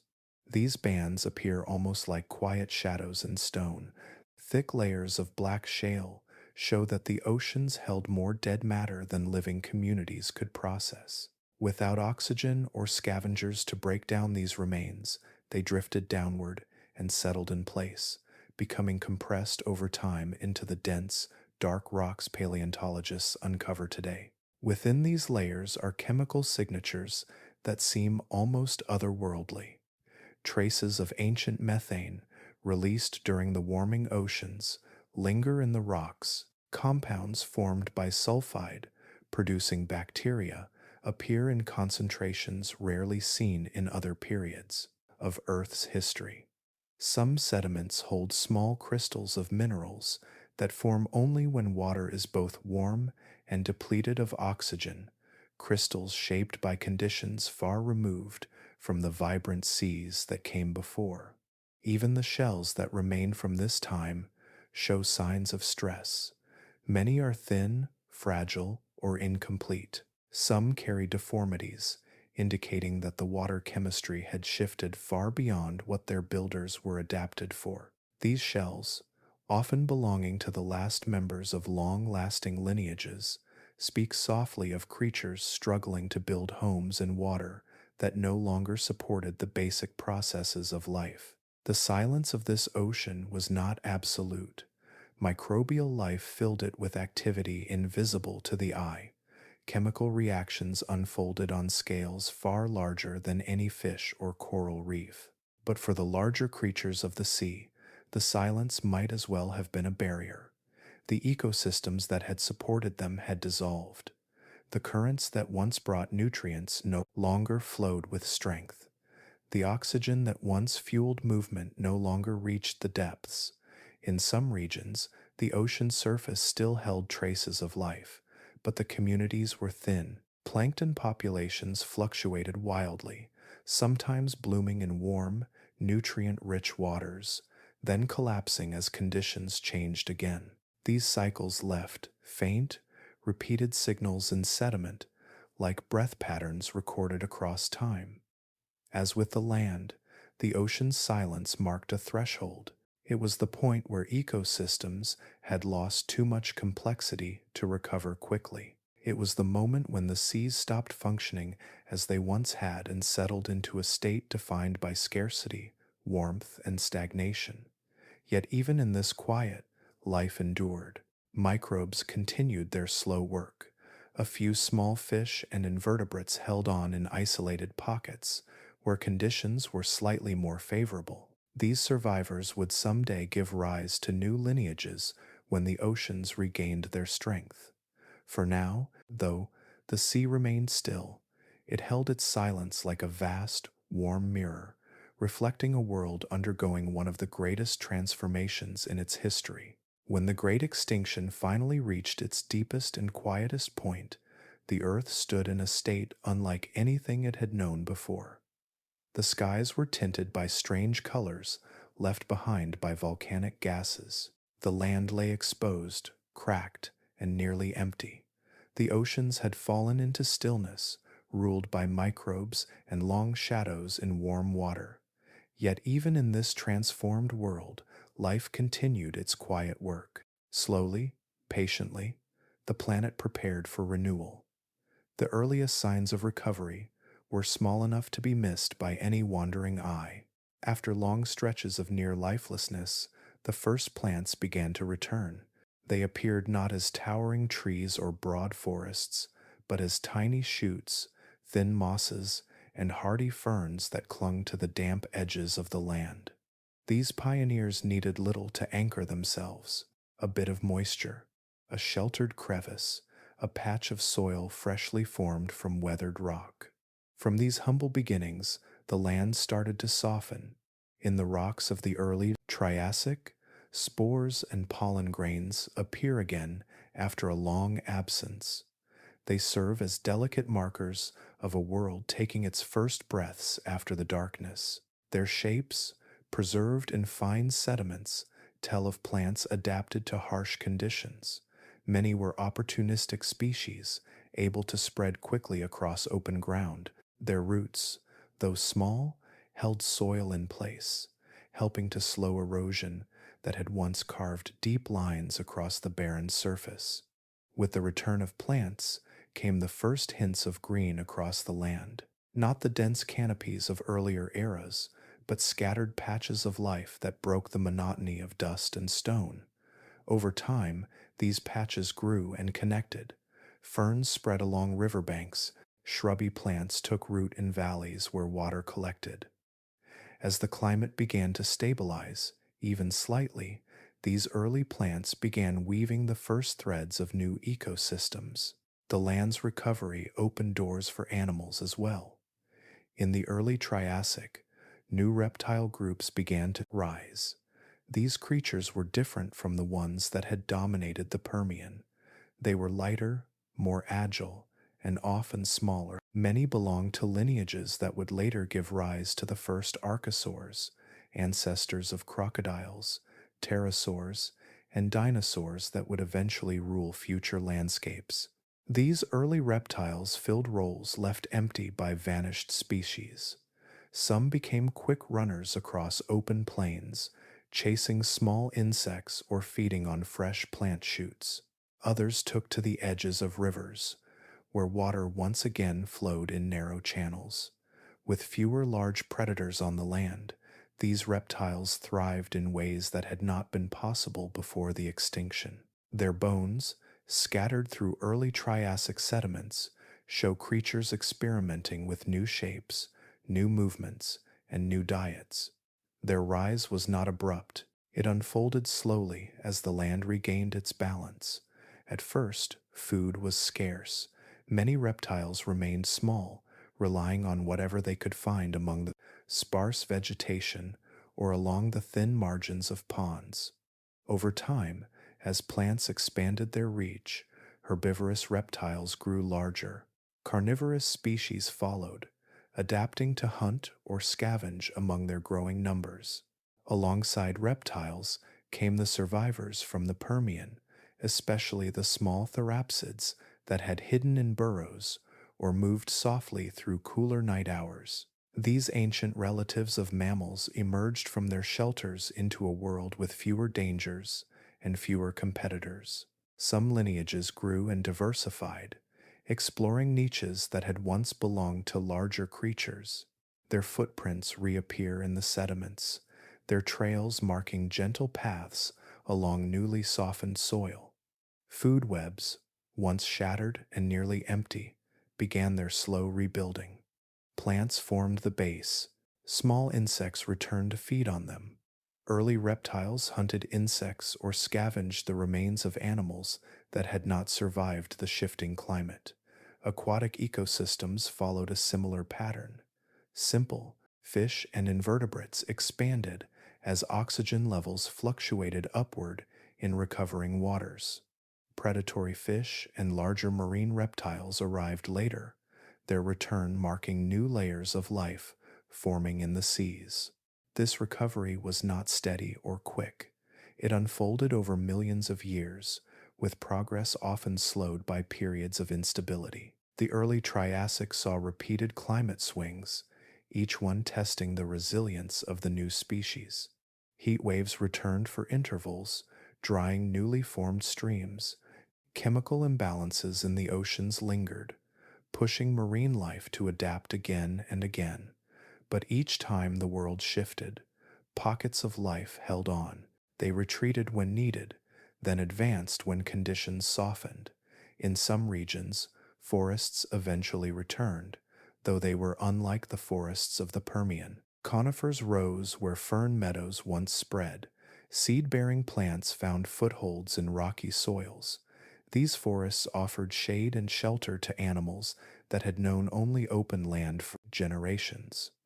With them came new insects, pollinators, and scavengers that carried energy through the ecosystem in ways lost since the collapse.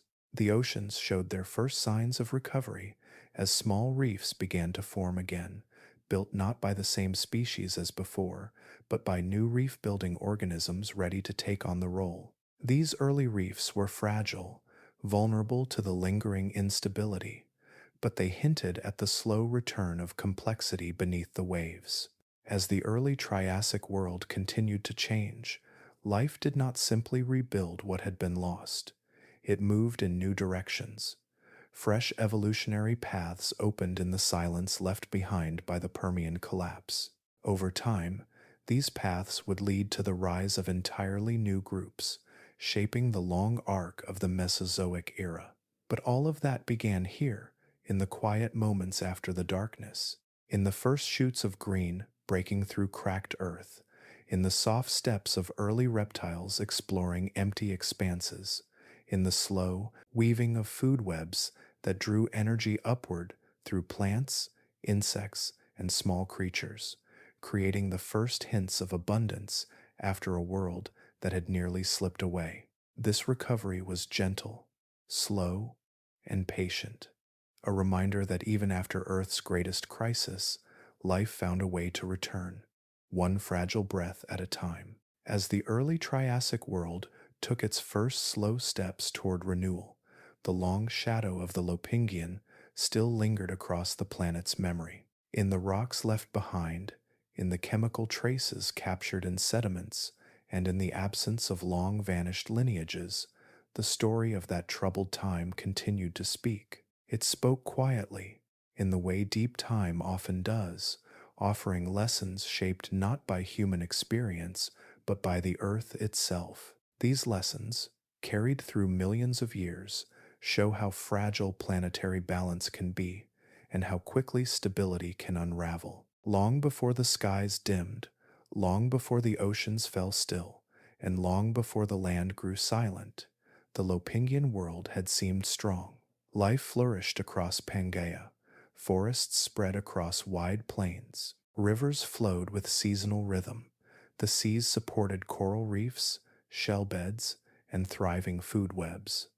For many millions of years, it appeared that stability had become the Earth's natural state. Yet the fossil record, when read with patience, reveals that this stability was an illusion shaped by time.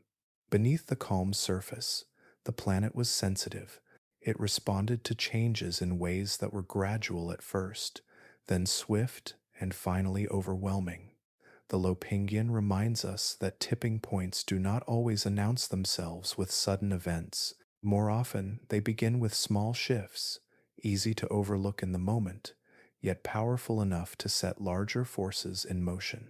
The first of these shifts appeared in ancient minerals formed during the early stages of warming. Within their crystal structures, oxygen isotopes recorded temperatures rising higher than usual. The changes were subtle, just slight deviations, but they marked the beginning of a long climb toward a heat that land ecosystems were not prepared to face. These minerals serve as early whispers of a world beginning to tilt. Dust layers settled across regions that had once been rich with vegetation. They show where soils began to dry, where root systems weakened, and where forests could no longer anchor the ground. These layers grew thicker as heat intensified and rains became irregular. The dust is more than sediment. It is a quiet sign that the balance between land, water, and atmosphere was beginning to slip. Insect fossils tell another part of the story. For nearly the entire history of complex life, insects had been resilient. They spread across continents, pollinated plants, and formed the base of many food webs.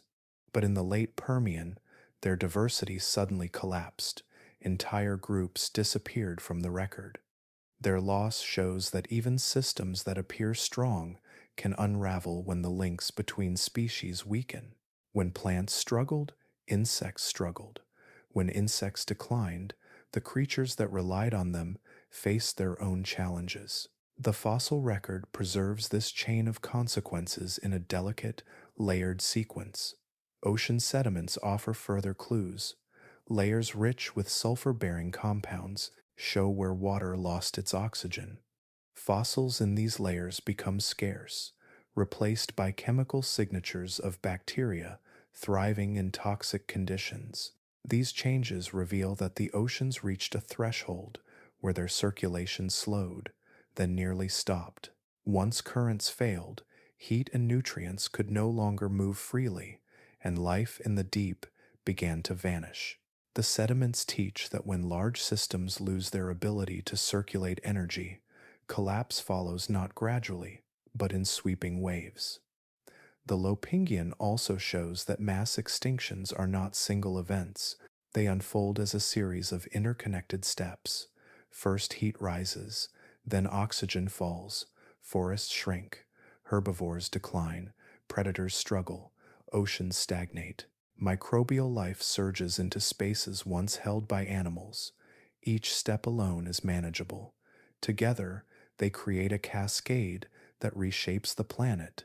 The fossil record reveals these steps in order, like pages turning through a long and careful story.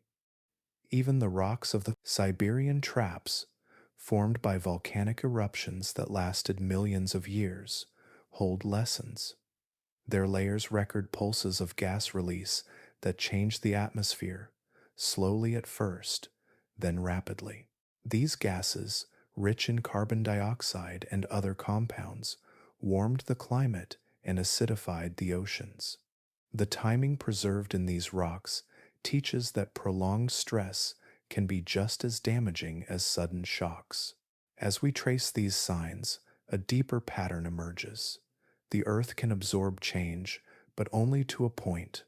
When that point is crossed, systems that once seemed solid begin to shift together. What begins as a slight rise in temperature can lead to altered rainfall, which leads to forest decline, which then leads to soil loss, species stress, and wider ecosystem breakdowns. The Lopingian shows how fragile this chain can be, and how closely each link depends on the others. The lessons of deep time do not come with instructions or warnings. They come instead as quiet reminders. They show that stability requires balance, and that balance depends on countless interactions across land, sea, and sky. They show that early signals matter, even when they seem small, and they show that recovery, once systems collapse, can take far longer than the collapse itself. These stories are written into stone across the world, from desert dunes to deep ocean shales. They remind us that the Earth has endured dramatic shifts before, and that life has rebuilt itself from near silence. As we listen to these ancient records, we hear the planet speaking in its slow and patient way. It tells us that change can be gentle or sudden, that tipping points can be crossed quietly, that resilience has limits, and that understanding the past is not about fear, but about awareness. The Lopingian left behind a world transformed, yet its lessons continue, offering insight into the delicate balance that sustains life on Earth and the ways that balance can be lost or restored through time. In the wake of the extinction, the world felt emptied of its former shapes. The great herbivores that once thundered across Pangaea were gone. The apex hunters, once fierce and ruling with confidence, had vanished into the silence. Forests had fallen, oceans had faltered, and the land had become a place where only the smallest and most adaptable could endure. Yet even in that quiet, life began to move again. The creatures that survived the Lopingian and the great collapse that followed carried within them the seeds of something new, something that would one day shape the familiar world we know. Among the survivors were small therapsids, distant relatives of the earlier, larger predators that once dominated the Permian landscape. These were not mighty hunters. They had no towering stature or crushing jaws to rely on. Instead, they lived close to the ground, slipping through shadows, hiding in burrows, and avoiding the harshest hours of the day. Their lineage was ancient, stretching back long before the catastrophe, but it was in this fragile moment after the collapse that their traits began to matter in new ways. Some of these small therapsids carried hints of warm blood. Fossil evidence, read carefully through bone structure and microscopic patterns, suggests that their ancestors had begun to develop faster metabolisms. This meant they could stay active during cooler periods and survive temperature swings that would have overwhelmed cold-blooded reptiles. In the long nights of the early Triassic, when the land still held the memory of heat, but the darkness offered a brief escape, this trait became a quiet advantage. Many also seem to have had fur, or at least hair-like structures. Fossil impressions from earlier species provide subtle clues. These delicate strands would have helped with insulation, allowing these creatures to conserve warmth during chilly nights and early mornings. After the collapse, when environments grew unpredictable and temperatures could shift without warning, this insulation became more important than ever. It helped maintain stable body temperatures in a world where stability was rare. Burrowing remained another significant trait. Many survivors relied on underground shelters to escape the hostile surface. Burrows offered protection from the heat left behind by the extinction and safety from predators that still roamed. They also helped these creatures avoid the worst of the toxic air that lingered near the ground and the storms of dust that sometimes swept across barren landscapes. Fossilized burrow systems, preserved as hardened tubes and chambers, show family groups living together.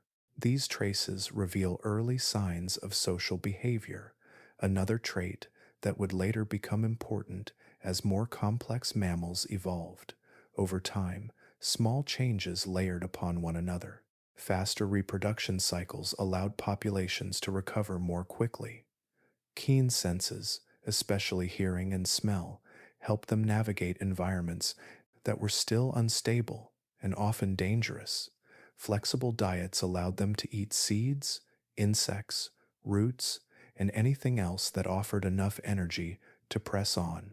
These traits, born from necessity, formed the foundation of what would one day become mammals. They gave these early survivors a resilience that carried them through the uncertain dawn of the Triassic. As the world slowly rebuilt itself, as plants returned and rivers carved new paths across the land, these creatures were ready to move into spaces left open by the extinction. They were small, but the world had changed in ways that favored the adaptable. Within their bones, in the shape of their skulls, and the arrangement of their jaws, early features of mammalian design appear. Bones that would later form parts of the mammalian ear were already beginning to shift. The arrangement of their teeth, suited for varied diets, hinted at the versatility that mammals would one day inherit. Even traits we carry today trace back to these survivors. The warmth of our bodies, the hair that grows from our skin, the way our hearts beat steadily through shifting temperatures, all echo the adaptations forged during that fragile time. The behaviors that promote cooperation, the tendency to nurture young, and the ability to explore a wide range of environments are reflections of strategies that allowed our distant ancestors to persist when the world was at its lowest point. The legacy of these creatures stretches across millions of years. It connects the small, burrow-dwelling therapsids of the early Triassic to the mammals that would later rise in the Jurassic, diversify in the Cretaceous, and eventually spread across the modern world. Every step in that journey was built on the quiet persistence of those who lived through the Lopingian collapse. Their story is not only about survival, it is about transformation. It shows how life can adapt when forced into the narrowest of corners, how new traits can emerge from hardship, and how small creatures can carry the future when larger ones fall away. As we trace this lineage through time, we see that the world we know was shaped not by the strongest or the largest, but by those who could bend without breaking. In the rocks of the early Triassic, their footprints and bones remain, modest in size but immense in meaning. They remind us that resilience often begins invisibly, with quiet changes that only reveal their importance through the long patience of deep time. As we reach the quiet end of this long journey, the story of the Lopingian and the world that followed settles around us like a gentle dusk. Across these chapters, we have walked through forests that once thrived, deserts that rose without mercy, oceans that lost their breath, and landscapes reshaped by heat, ash, and time. We have stood beside rivers as they vanished into the air, watched footprints harden into stone, and followed the faint traces of creatures that carried the future on their small and fragile backs. What remains most striking when we step back from every detail and every scene is not only the magnitude of what was lost, but the quiet persistence of what endured. The earth, even in its darkest moments, continued to move forward. It shifted, adapted, rebuilt itself grain by grain and breath by breath. Some worlds vanished forever, yet new ones slowly emerged in their place. This resilience, shaped over millions of years, offers a soft reminder that life has always carried a delicate strength.